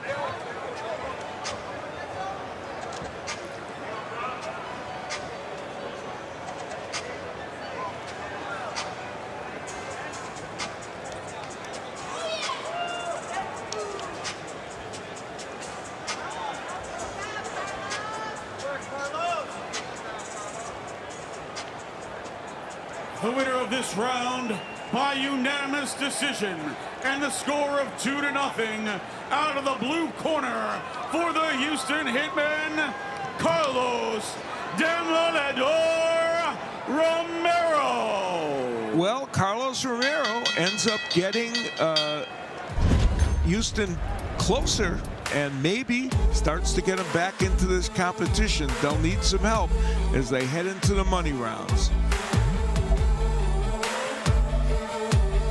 And let's go to Dave Bontempo for some information about what's coming up on Team Boxing.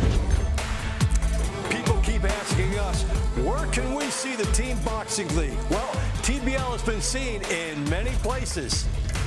Watch our home network, Envoy TV, for all TBL matches live on Envoy Fast. Plus, the full season of Encores are on Envoy Fast and Envoy TV every day. Get the Envoy app in the Apple and Android stores or watch on the Local Now app. Envoy TV is available to subscribers of Spectrum and Friendly TV. Connected TV users with Samsung, Apple TV, Amazon Fire, Roku, and LG devices can download the TBL app and watch both live action and play previous matches on demand. TBL is also seen on YouTube, the TBL app, and in Spanish on the Estrella Network. Tell your friends.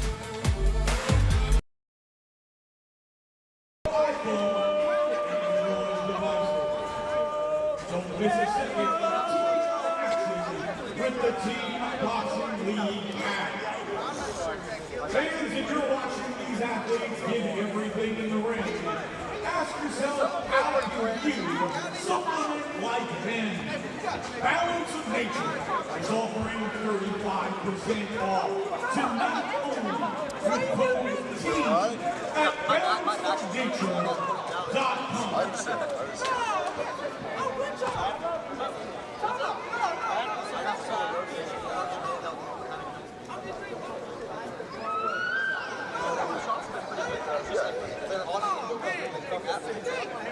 But I'm not accustomed to it and all that stuff. I mean, I don't know. I'm the only one of the few that actually uses camera box. Netflix and all that, they don't. So, I guess I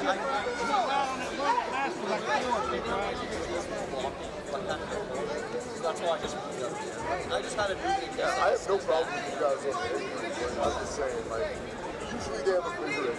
Well, I kind of, this is like also. How much? Let's go.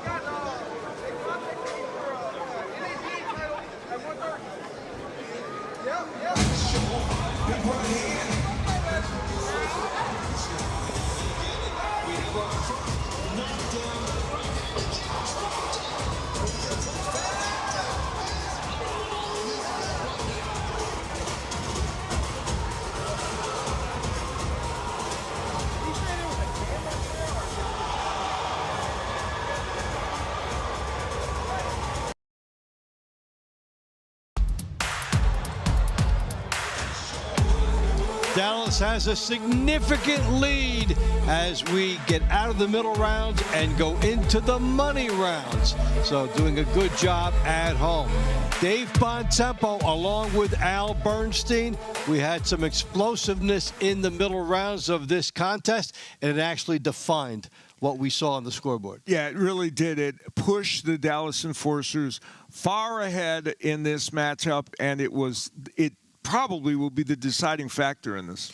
I think it's a first in the league this year. We have back-to-back knockouts, four-pointers. Let's revisit that. We're going to go to round 10, where Jack Sambiaka took on this man, Israel Rodriguez.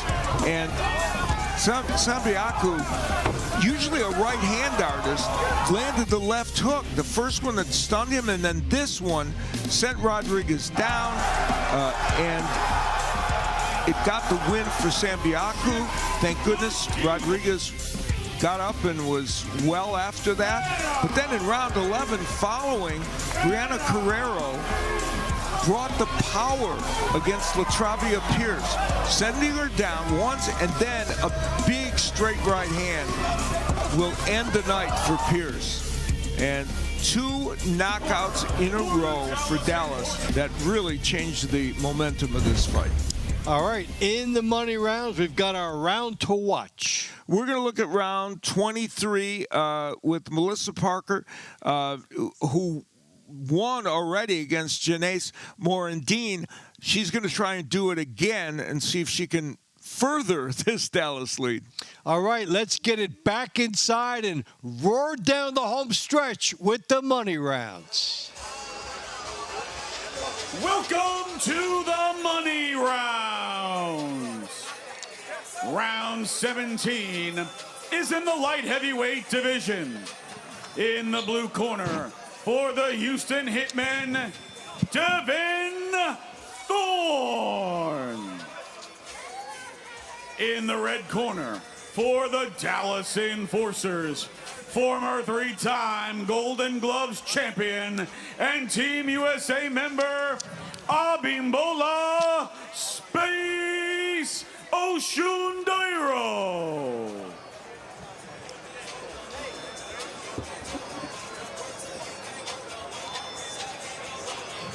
Okay, so it's Osundairo and Thorne getting set up here for round 17.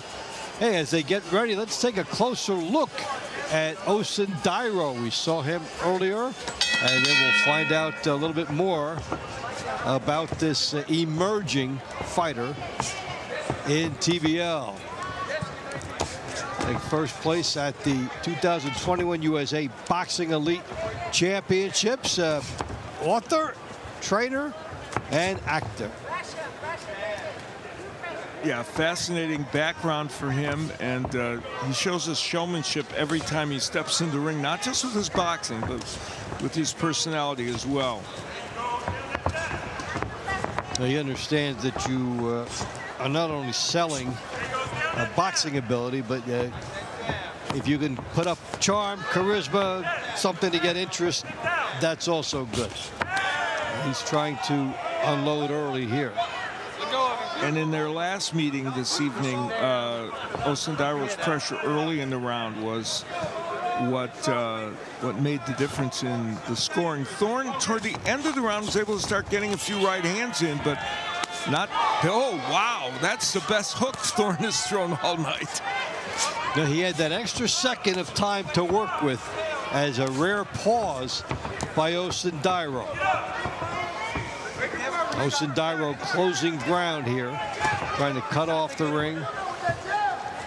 You know, the problem for Thorne is when he does land good power shots, counter shots, it's not hurting Osundairo. So he's willing to keep coming back and doing this, attacking with impunity to both the body and the head. Well, when the guy just eats that big left hook you throw. Wow, yeah. And there were a couple Thorne right hands in the first meeting between these two that also Osundairo just walked through.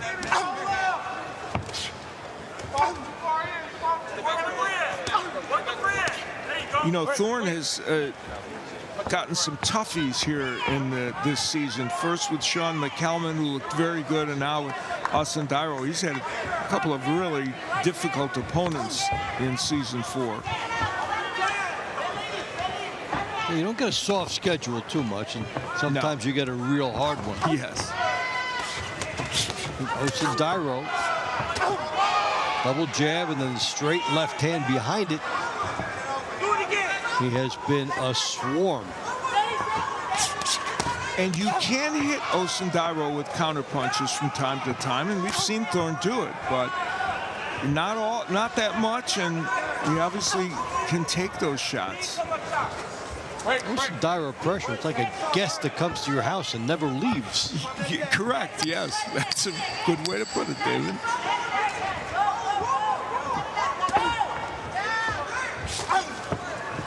Now over the top, does eat that right hand. Susceptible to it, but entertainment from start to finish. In round 17. Abimbola Osundairo is relentless. Another left hook there you see from Thorne that landed, but it does not deter Osundairo from coming in. And the pressure of Osundairo is just relentless again. And again, Thorne countering now. By unanimous decision. And the score of 1-0 out of the red corner for the Dallas Enforcers, Abimbola Space Oshundairo. That was jab for show and punch for dough. Dallas leads 20-5. Round 18 is in the cruiserweight division. In the blue corner for the Houston Hitmen, David Dynamite Stevens. In the red corner for the Dallas Enforcers, former world title challenger, Calvin Hot Sauce Henderson. The Hot Sauce won the first matchup between these fighters tonight, and something that the fighter looked a little cautious at times. You know, coming in tonight, I think Houston felt that Stevens, who had won twice the week before and had looked very comfortable at cruiserweight, weight he went up to, they were hoping he would give them a spark tonight, though God knows there's been enough other things that have gone wrong for them that you can't pin it on him. But they would like to see him get this win at cruiserweight. Henderson won the first one in a very close contest. So it's gettable for Stevens, a little bit more activity and some adjustments. I think it's also important to a fighter, okay, you won twice last week. You come out here with a split the next week, not so bad. You lose 2. Well, how good was that 2 last week? Yeah, Stevens would love to get it, however this factors into the team scoring, and it's going to be an uphill struggle for Houston to even get close, but he wants to get this win for all the reasons you just articulated. Step back. Box.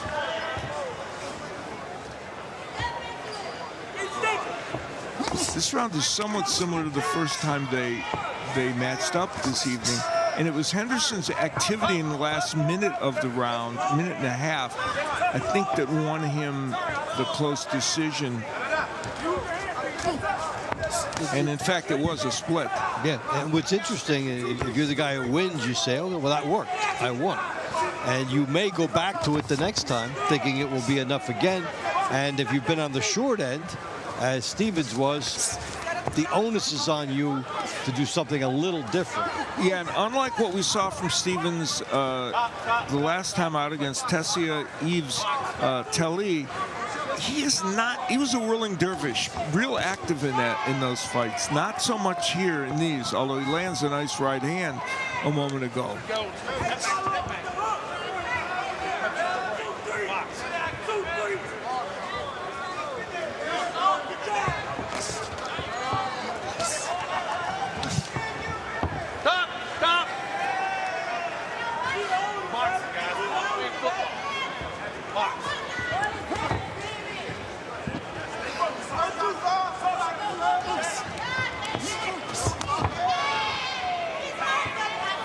But who wants to gamble a little bit in the final 30 seconds of this and try to lift home a point?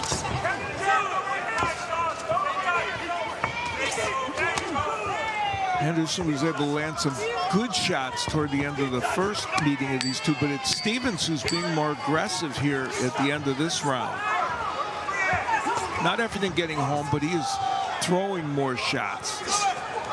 And it will look good to the judges if, you know, it's a tiebreaker and you're not getting hit with a lot. So did Stevens get enough in that last minute to seize a split in these 2 matches?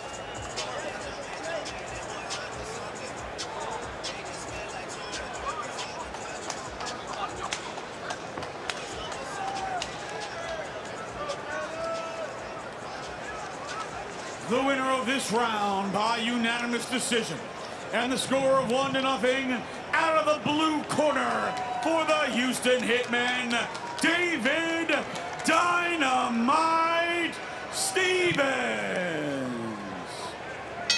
Very big win for Stevens. Dallas leads 20-6. Round 19 is in the super welterweight division. In the blue corner for the Houston Hitmen, Zay Ball. In the red corner for the Dallas Enforcers, Destiny Throat Slitter Butler. Farr and Butler met earlier tonight, and it was a victory for Farr. That was a very close match, and Farr took it, but it was a close one.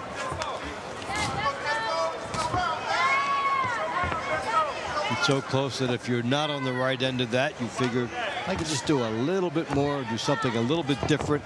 That one's going to be mine for the rematch, as we just saw with Stevens. Yeah, exactly. And Butler coming out as a righty. He switched a lot in the first round, but there, as a righty, he got in a big right hand. And boy, this is a lot of crazy action on the inside. And this referee is not shy about warning people.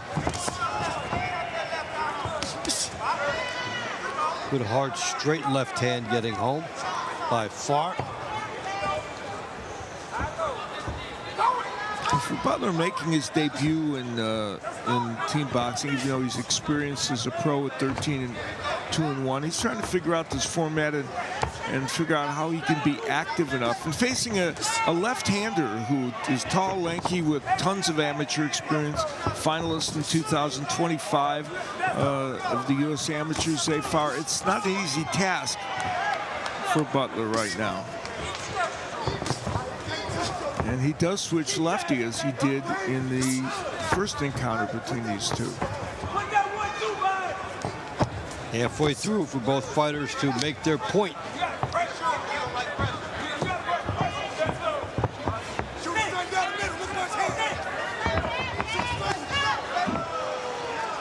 Butler throwing that right hand, trying to get it down the middle, as he did so much in the first round when he's a righty, which he's back to now.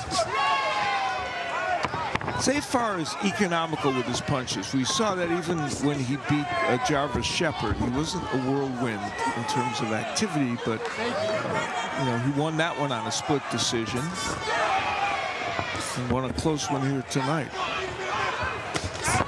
50 seconds to go as they continue. Now they try to rough it up a little bit on the inside. There will be, referee will have to try to get control of this, as this is not working on the inside. This is oh my, okay, a grudge match on the inside.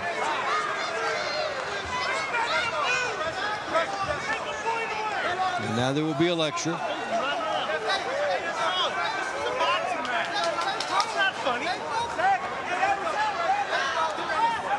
Let's see if anybody comes out firing off of this unexpected time break now that they have.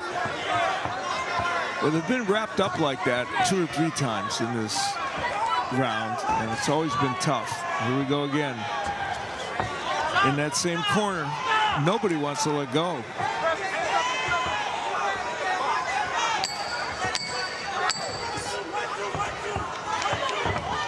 Well, it was fought more on emotion at times than with technique. Now the judges will decide who gets rewarded.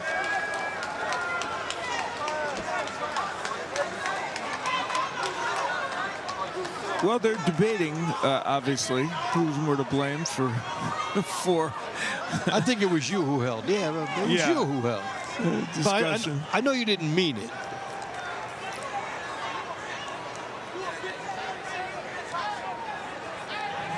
Well, words being exchanged, and this referee is going to have a tough time keeping these two guys apart. And a little help arrives. This is after they fought twice already. The war of words at the end escalated. Well, it was an ugly fight. And, yes. And all that action on the inside created this animosity and this difficult atmosphere right now. And if you're allowed to get away with some things on the inside that you normally would not, and you take some chances and go over the line a little bit, then the jawboning continues. It looked friendly for a second, and then it... And Destine Butler has left the building.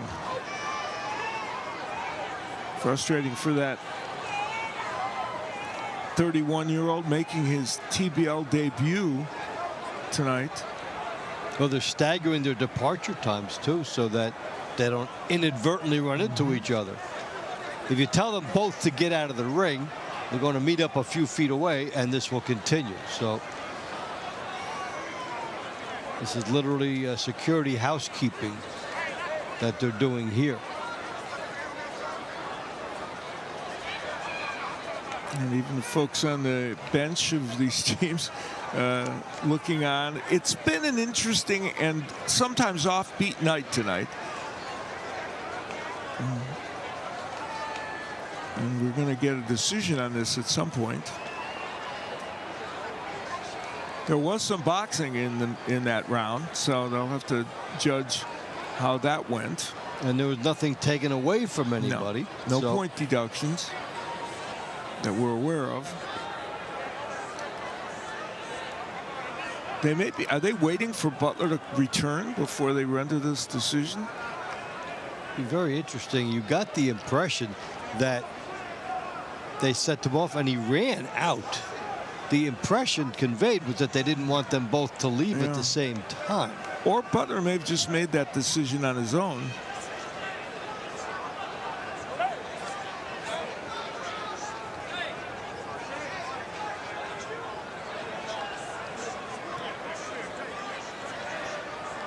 This is momentarily they'll let us know.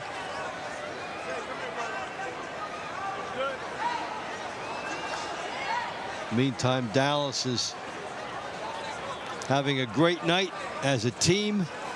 Tony Mack, their head coach. The winner of this round by split decision and the score of 1-0 in the blue corner for the Houston Hitmen, Zay Farr.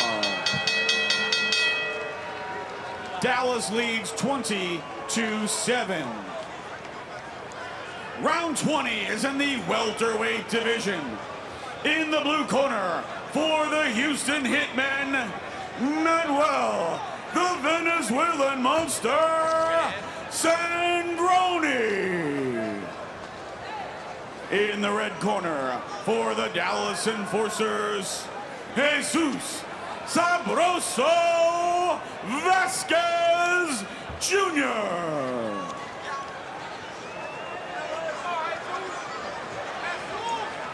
That's second time for these guys tonight. Win for Dallas.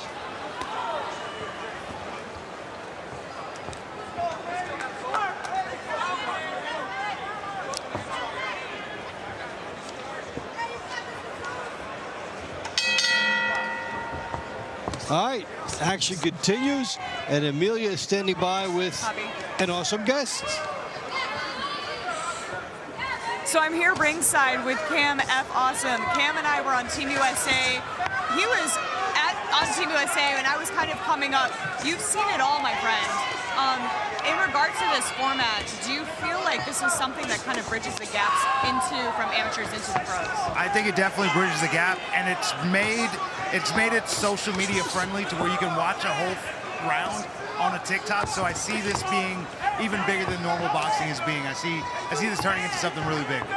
I love that. And you're here supporting Coach Tony Mack and the Dallas Enforcers. You've known Coach Tony, I mean, for years and years now. What's that like? I mean, he's involved with so much. What is that like, kind of seeing him grow and evolve, not only as a friend, but, you know, also kind of a coach in a sense, too?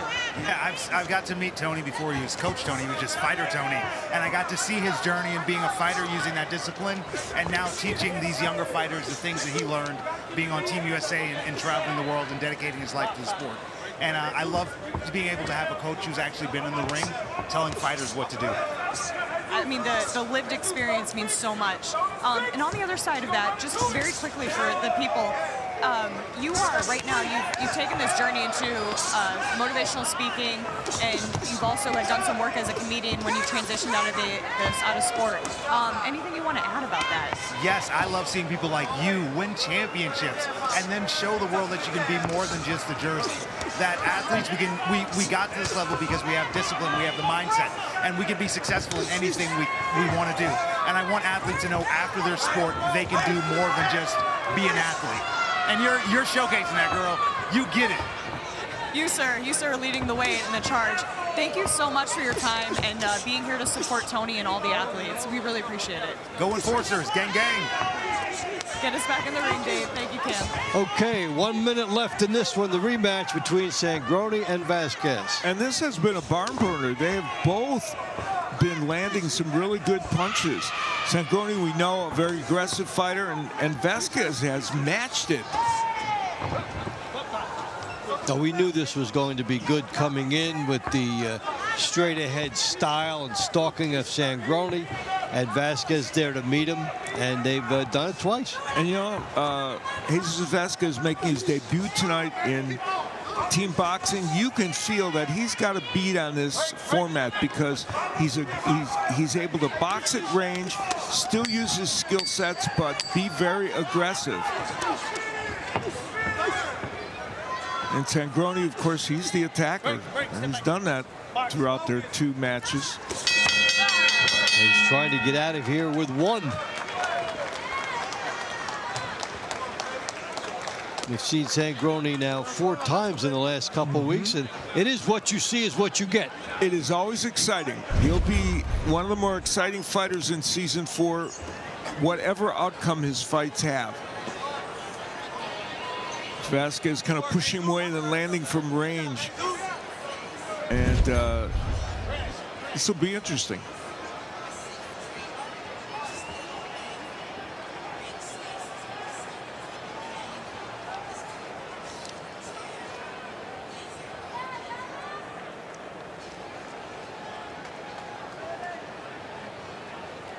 The winner of this round by unanimous decision, and the score of 1-0 out of the red corner for the Dallas Enforcers, Jesus Sabroso Vasquez Jr. All right, so Vasquez with a double, and Dallas has tripled up on Houston. We've got 4 more matches to go. Stay with us on Team Boxing League. Bring the heat. In by Serenity Springs Recovery Center, a place of recovery and self-discovery. I saw it in my friend.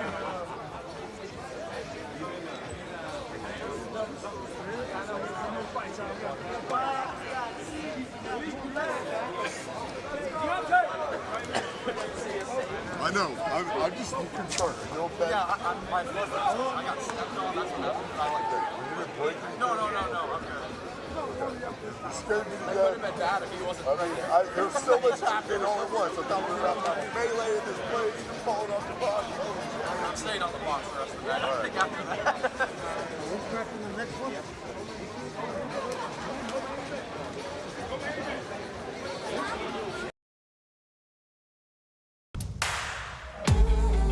All right, it continues to be all Dallas all the time. A good night for the Enforcers. Let's go back inside for the Final 4. Round 21 is in the middleweight division. In the blue corner for the Houston Hitmen, Rashad Trapacadabra Davis.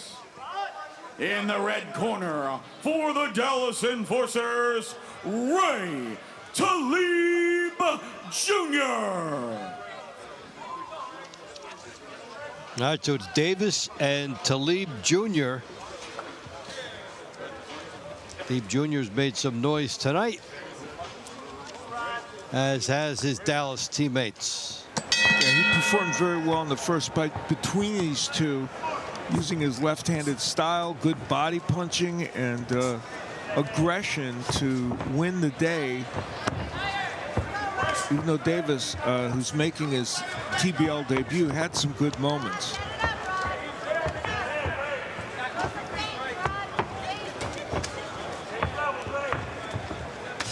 Spirited effort that they had just before the end of the launch rounds. Now they get a chance to make the adjustment and see what they can do again. Talked about Talib, 14-8 in the TBL, 35 years old, and continues on his good path here.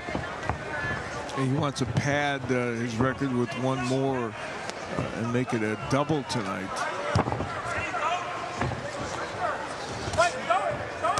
got to be something really motivating about that, a chance to get 2.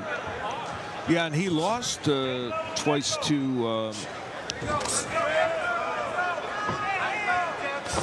his last time out, so against Giovanni Estrella. Hey, Jason.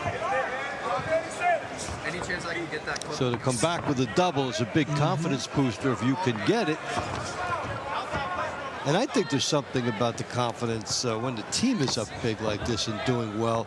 You can come in there yourself with a little bit more confidence. Absolutely, yeah. There's no question about that. And it gives you a certain freedom, too, to concentrate on just being you and winning this one round. There's nothing else that's truly at stake for the most part here, and so you just want to do your best. A lot of switching to left-handed by Davis. We saw that in the first match as well. There's a counter to the lefty. Boy, that's the best jab that Davis has thrown here tonight. And he took a crunching right hook underneath by Talib after that. Another example of it. He's trying to find a home for it. And remember, Houston is trying to, as they move forward in this season, they're looking for people. Davis is a new addition here. They're looking for people that can lead them forward. So even in these fights where maybe the match isn't at stake, Houston, you know, they want to see, is there somebody here that can really help us? And Brian Caldwell is watching very carefully. We already saw Romero come up with 2 points for Houston tonight.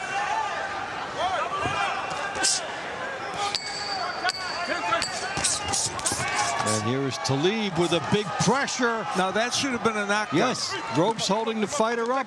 Right hook landed. It's been an adventure for the refs tonight, and it continues to be. They took a point away from that would have gone to Talib for that knockdown. Here it was. And we'll see it. I doubt there's any surprise. No, beautiful right hook. And when you bounce off the ropes like that and the ropes hold you up, that is a knockdown in boxing. And there it is right there. Couldn't be clearer. But Talib probably cemented his win. The winner of this round by unanimous decision and the score of 1-0 out of the red corner for the Dallas Enforcers, Ray Talib Jr. All right, double for Talib. Dallas leads 22-7.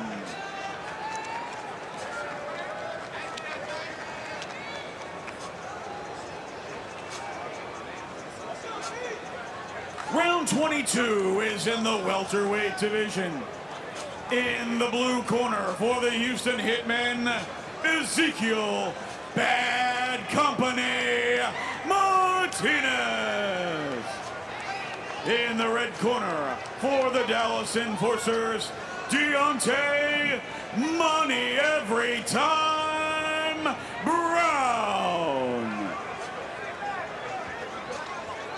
Well, so Deontay Brown will try to be money this time. But up against a tough opponent in Martinez. Yeah, Martinez won the first one, and there was a knockdown as well called in that fight. It's one of Houston's big moments tonight.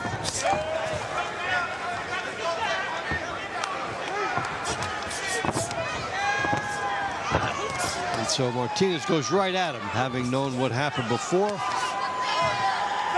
And Brown attacking in what is becoming in wide open fight. Good right hands by Brown here. Martinez trying to counter off those ropes, and Brown not giving him the opportunity really, and landing some very good shots of his own. You see one example of how he's trying to do it. Stay outside, land the big shot, come in and tie up. He's throwing the right hand with anger here, and he's open for the counter. So he will either go big or possibly go down. Yeah.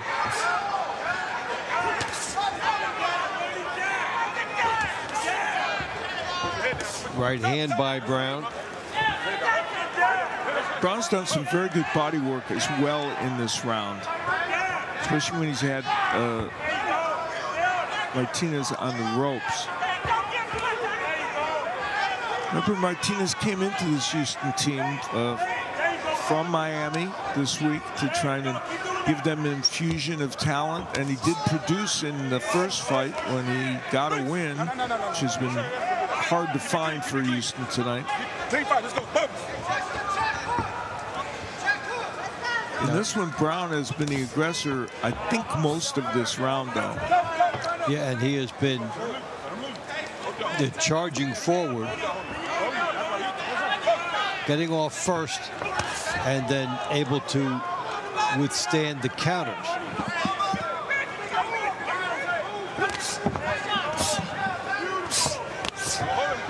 It's getting dicey on the inside, so the referee will have to stop and get in faster on these. But they're taking liberties once they get into the inside. A headbutt happened a few seconds before that last exchange, and the headbutt was not addressed. And if the referees don't address it, the fighters will find their own ways to address it. Yeah, exactly.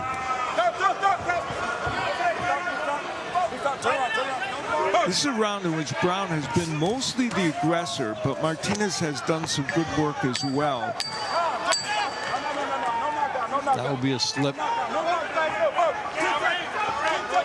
Martinez trying to lobby for the knockdown, and in the meantime, Brown attacking.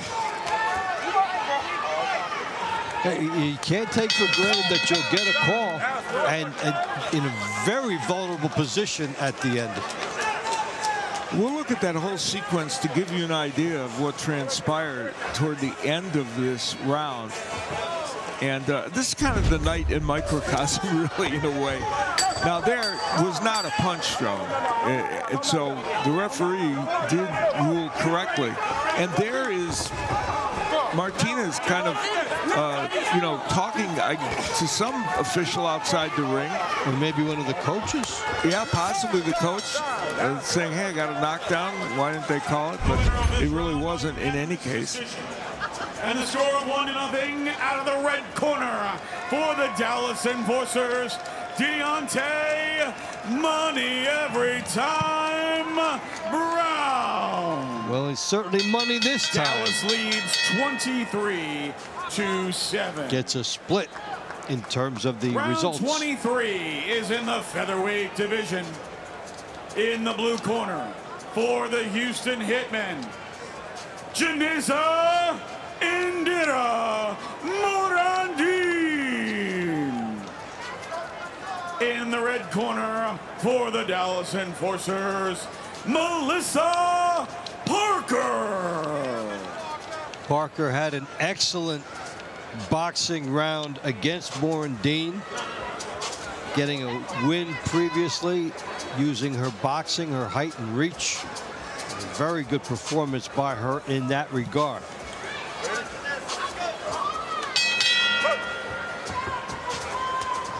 Yeah, Parker moved her record to 12-9 in team boxing, and this is you know, this format suits her, I think, because while she's not a huge volume puncher, she has a way of controlling distance and space in a boxing ring, and I've seen it in the fights I've called of hers in pro boxing beyond the team boxing league, and she did that in the first fight with Morandin tonight. You see basically how she has sliced this ring in half and operating on the half where she's on the attack. And for Morandin, she'll have to take chances here. Yeah, she's had a tough go of it in this year in the TBL as she's come on the scene, and she's got to find a way to get on the inside where she can negate the height and reach that she's facing here, and was in her previous outings as well. When you come over from other sports, that's one of the hardest things to learn, coming into the bob and weave and learning to slip. All the subtleties. You know that you have to box, but all the things that get you into position, there are a lot to learn. And then you're in with a skilled craftswoman here. Melissa Parker can box like this all night. Yeah, 1-8 record for Morandine in team boxing, and so she really wants to try and improve that. Turns to lefty for a moment, but now right back to righty. From her height disadvantage, she can never get in first from this. It's hard for her, and Parker can always pop the jab in and make her reload. You know, Melissa Parker it's been an interesting night because she spent a portion of these 2 rounds just like she is now, not really being a super aggressor, but just keeping control of the distance and saying, well, if I don't have to be in a firefight, I'm going to land a few punches here and there from the outside. She's not going to hit me, and I'm going to win this round. That's kind of the prevailing attitude she has, and punctuates that with a good straight left hand. Doesn't have to take any chances, but she might take some. She's landing big shots now. Now she senses an opportunity.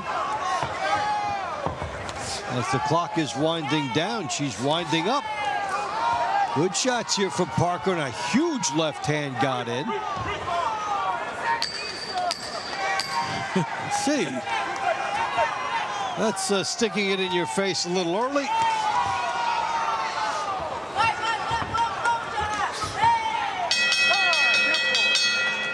Well, they still hug it out. That's right. All the theatrics, they didn't cost any extra.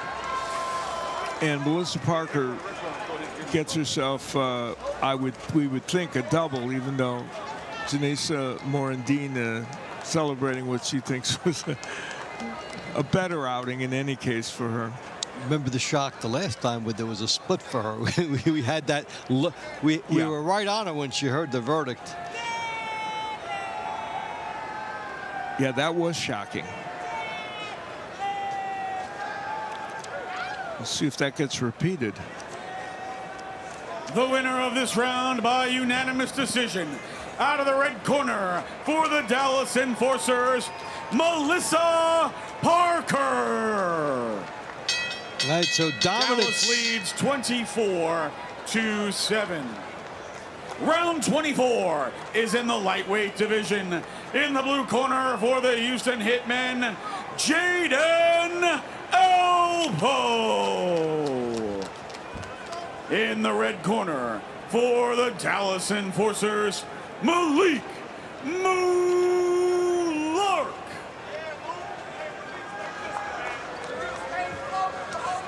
Okay, the finale, 24-7. Very good night for Dallas. Houston has had some moments. And Jaden Alpo, who could not get past Lark earlier this evening, would like to avoid a double loss here. He had shown promise for Houston earlier this season, and this 19-year-old wants to see if he can be someone that they can build on, which is what Houston was hoping, even coming in here tonight.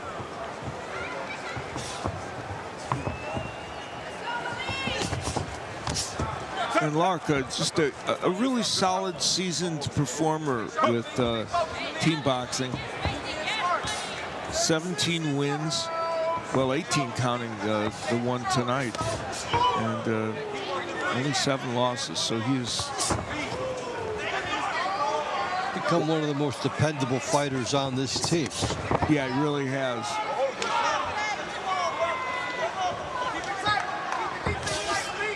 And Dallas turning the ship around tonight with the performances that they've had. And I think they were anticipating Lark would be a part of that, and he already was with 1 win. So Dallas got beaten earlier, but he gets it right tonight.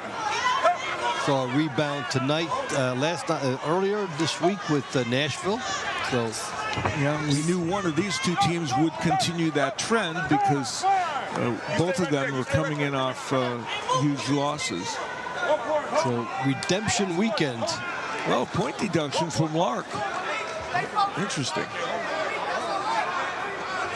Point deducted from Malik Lark. We're not sure what that was for. Tell you what, you're very happy if you have a big lead going into something like this. And you imagine that in a close fight. Oh, wow. Malik Lark hurt badly and down. Let's go! Well, a real chance for Houston to have a good outing to finish this here. What does Jaden Alpo have left time-wise here? Scored a knockdown back a couple of weeks ago. Been a good power source for Houston. With a point deduction and a knockdown, even at this juncture, they're going to be 3 points to the good, Houston. With a chance to make it 4 if he could get one more. Either way, this is a great confidence booster for Alpo. Yeah, a 19-year-old who had a knockdown earlier in season 4, and now he's on the verge of sending Lark down again, maybe. And sometimes it's not just that you win, it's how you win. So for him, he was pouring it on at the end of this, and it pretty much probably building confidence as a finisher. And if you're Coach Caldwell and you're looking at this and Alpo gets that knockdown and against a very solid fighter in Malik Lark, you're at least enjoying the way this evening has ended for you, and you're saying, well, here's one of the young men we want to use as a cornerstone for our team. They get into double figures tonight. The winner of this round by unanimous decision, and the score of 2-0. We'll only call out it of the blue 2. corner Should have been 3. for the Houston Hitmen, Jaden Alpo. All right, so Jaden Alpo. Our final score this evening: the Dallas Enforcers 24, the Houston Hitmen 9. We'll be back with your 3 stars of the night next. All right, we'll be back for the honor roll ceremony after this.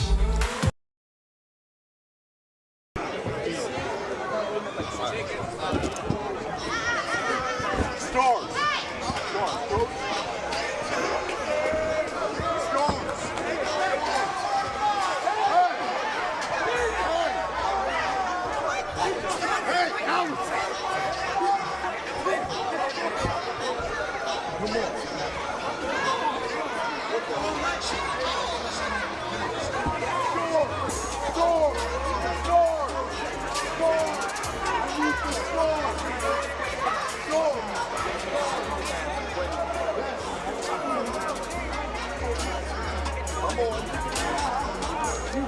Okay, Cam's back there.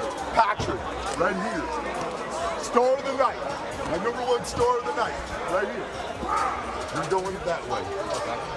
All right, star of the night. You're gonna be right here with your translator on your other side.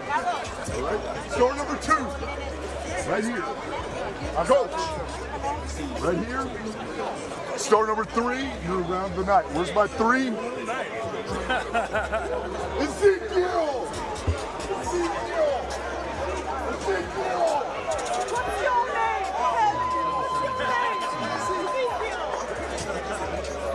Okay, star #3 is not coming into the room.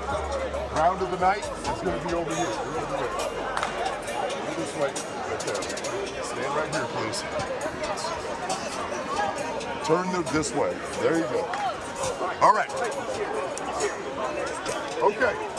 #3, Miss Lee, on this side, right here. On the other side of the coach. All right, cameras. This is our #1 star of the night, right here. This is our #2 star of the night. This is our win.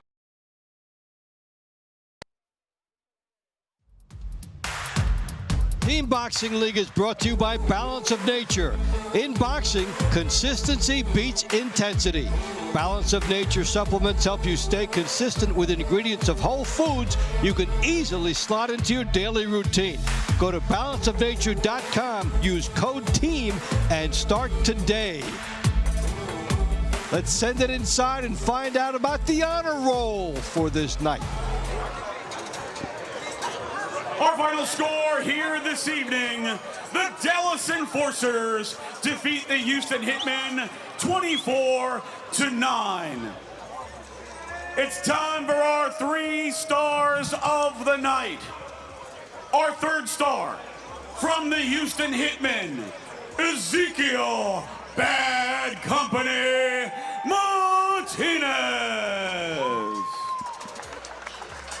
Our 2nd star of the night from the Dallas Enforcers, Brianna Carrera.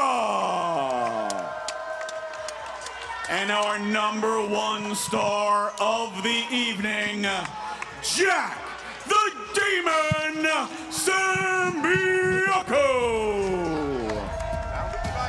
Fans, our round of the night is round 8 between Carlos Demoledor Romero and Joshua Temple of Doom.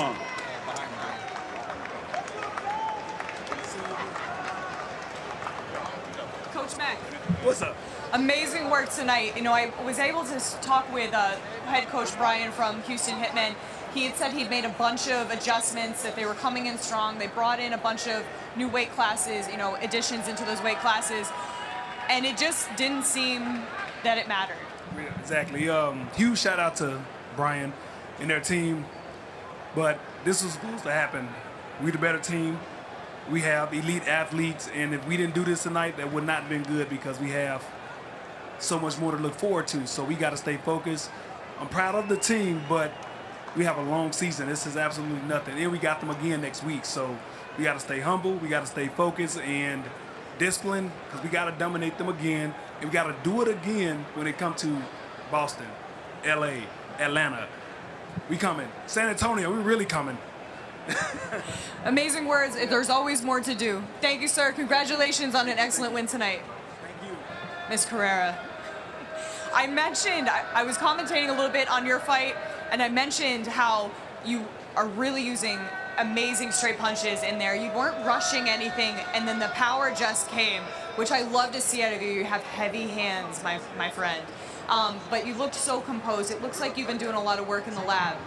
Yeah, I've been working a lot with Alicia Baumgartner, so when you work with somebody like that, it makes you think a lot more than usual. So I think that's helped me a lot. And just step up the game. Yeah. Amazing work. It's definitely showing through. Like I said, mentioned before, the straight punches, and it's very composed. So excellent work tonight on that KO, madam.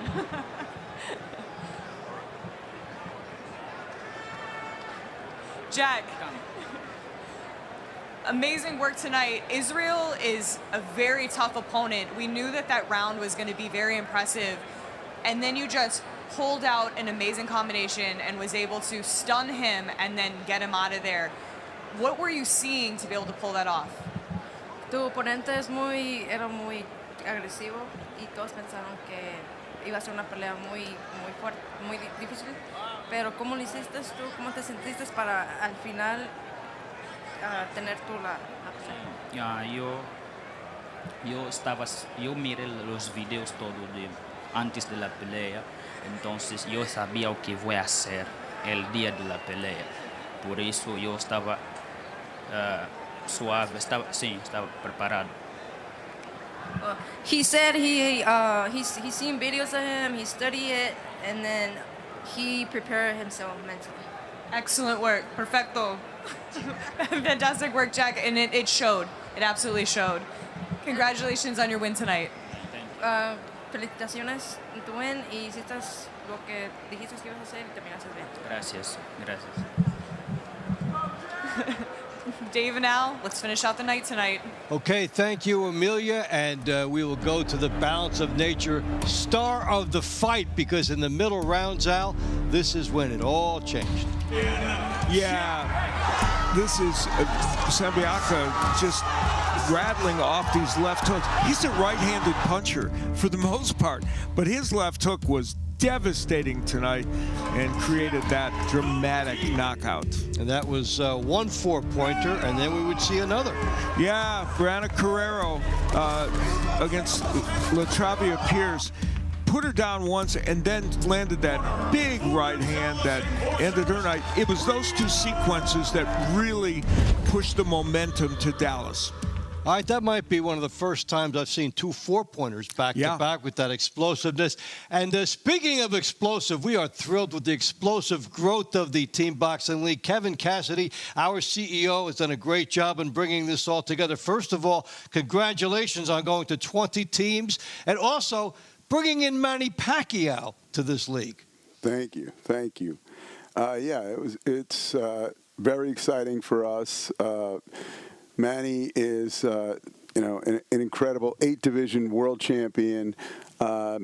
Took a lot of back and forth, first to get to know him for 6 months and then get to the point where we could come to a deal.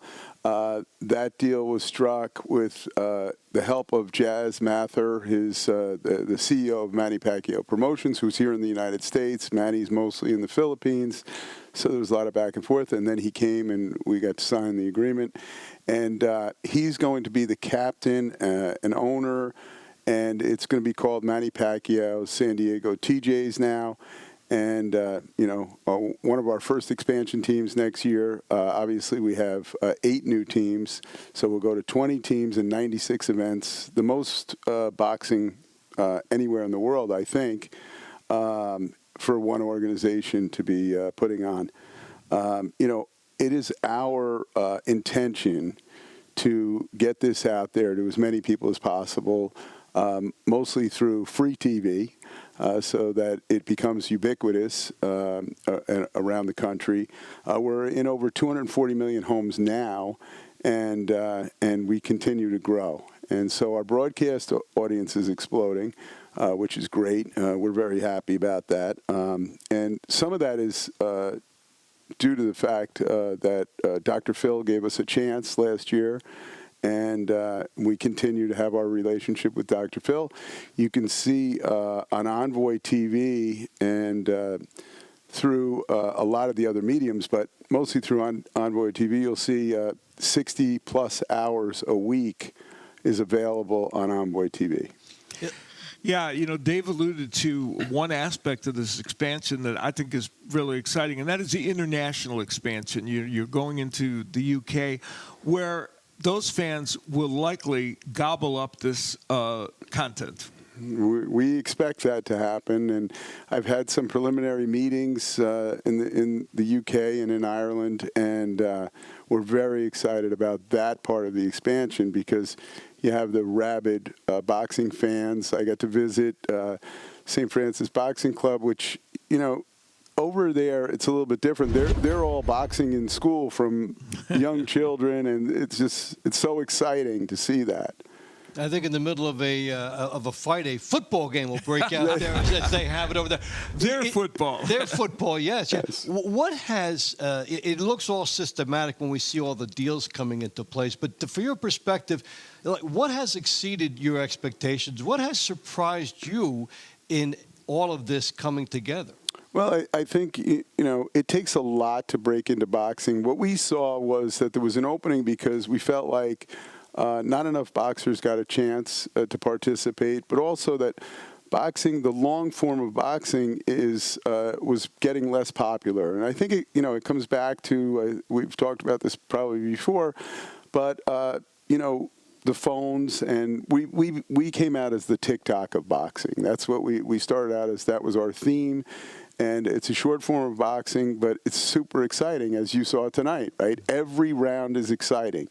And I think that, that's just a different format than anybody's ever done, but it still is real boxing judged by real commissions and real judges. And I'm humbled to be sitting here with you two guys, super professionals from this industry. Thank you so much. We've had a terrific time with it. I call it bite-sized dynamite with what we get in one round. What you get in one round is a story every round in these fights, and we're having a ball. After all the years we've been doing it, to have something like this is new and fun. Yeah, it really is, and that I think that makes it intriguing to cover because it is something that, as you've said, embodies what people like in boxing, but gives it a different twist. Yes, sir. All right, so Kevin, thank you for being with us and continued success. We'll see you making more deals maybe by next week. So. We're working on it. Yes, you are. Thank you. Thanks for coming in and sharing everything with us. And that's just tonight. We have so much coming. Another good matchup this week. Atlanta and Miami, they were on fire in the middle of last year. Two of the hottest teams, and now they go in a regional rivalry April 19th, 7 Eastern, 4 p.m. on the East Coast. So this has been a terrific night of boxing. So glad that you've joined us as Dallas pulling away into the middle rounds, going up to 24-9. It's been a great night for them. So glad you've been with us. So for Kevin Cassidy, for Al Bernstein, for Amelia Moore, for Jason Moon, for everybody in the TBL, and everybody does such a great job, this is Dave Bontempo saying so long, and we will see you real soon.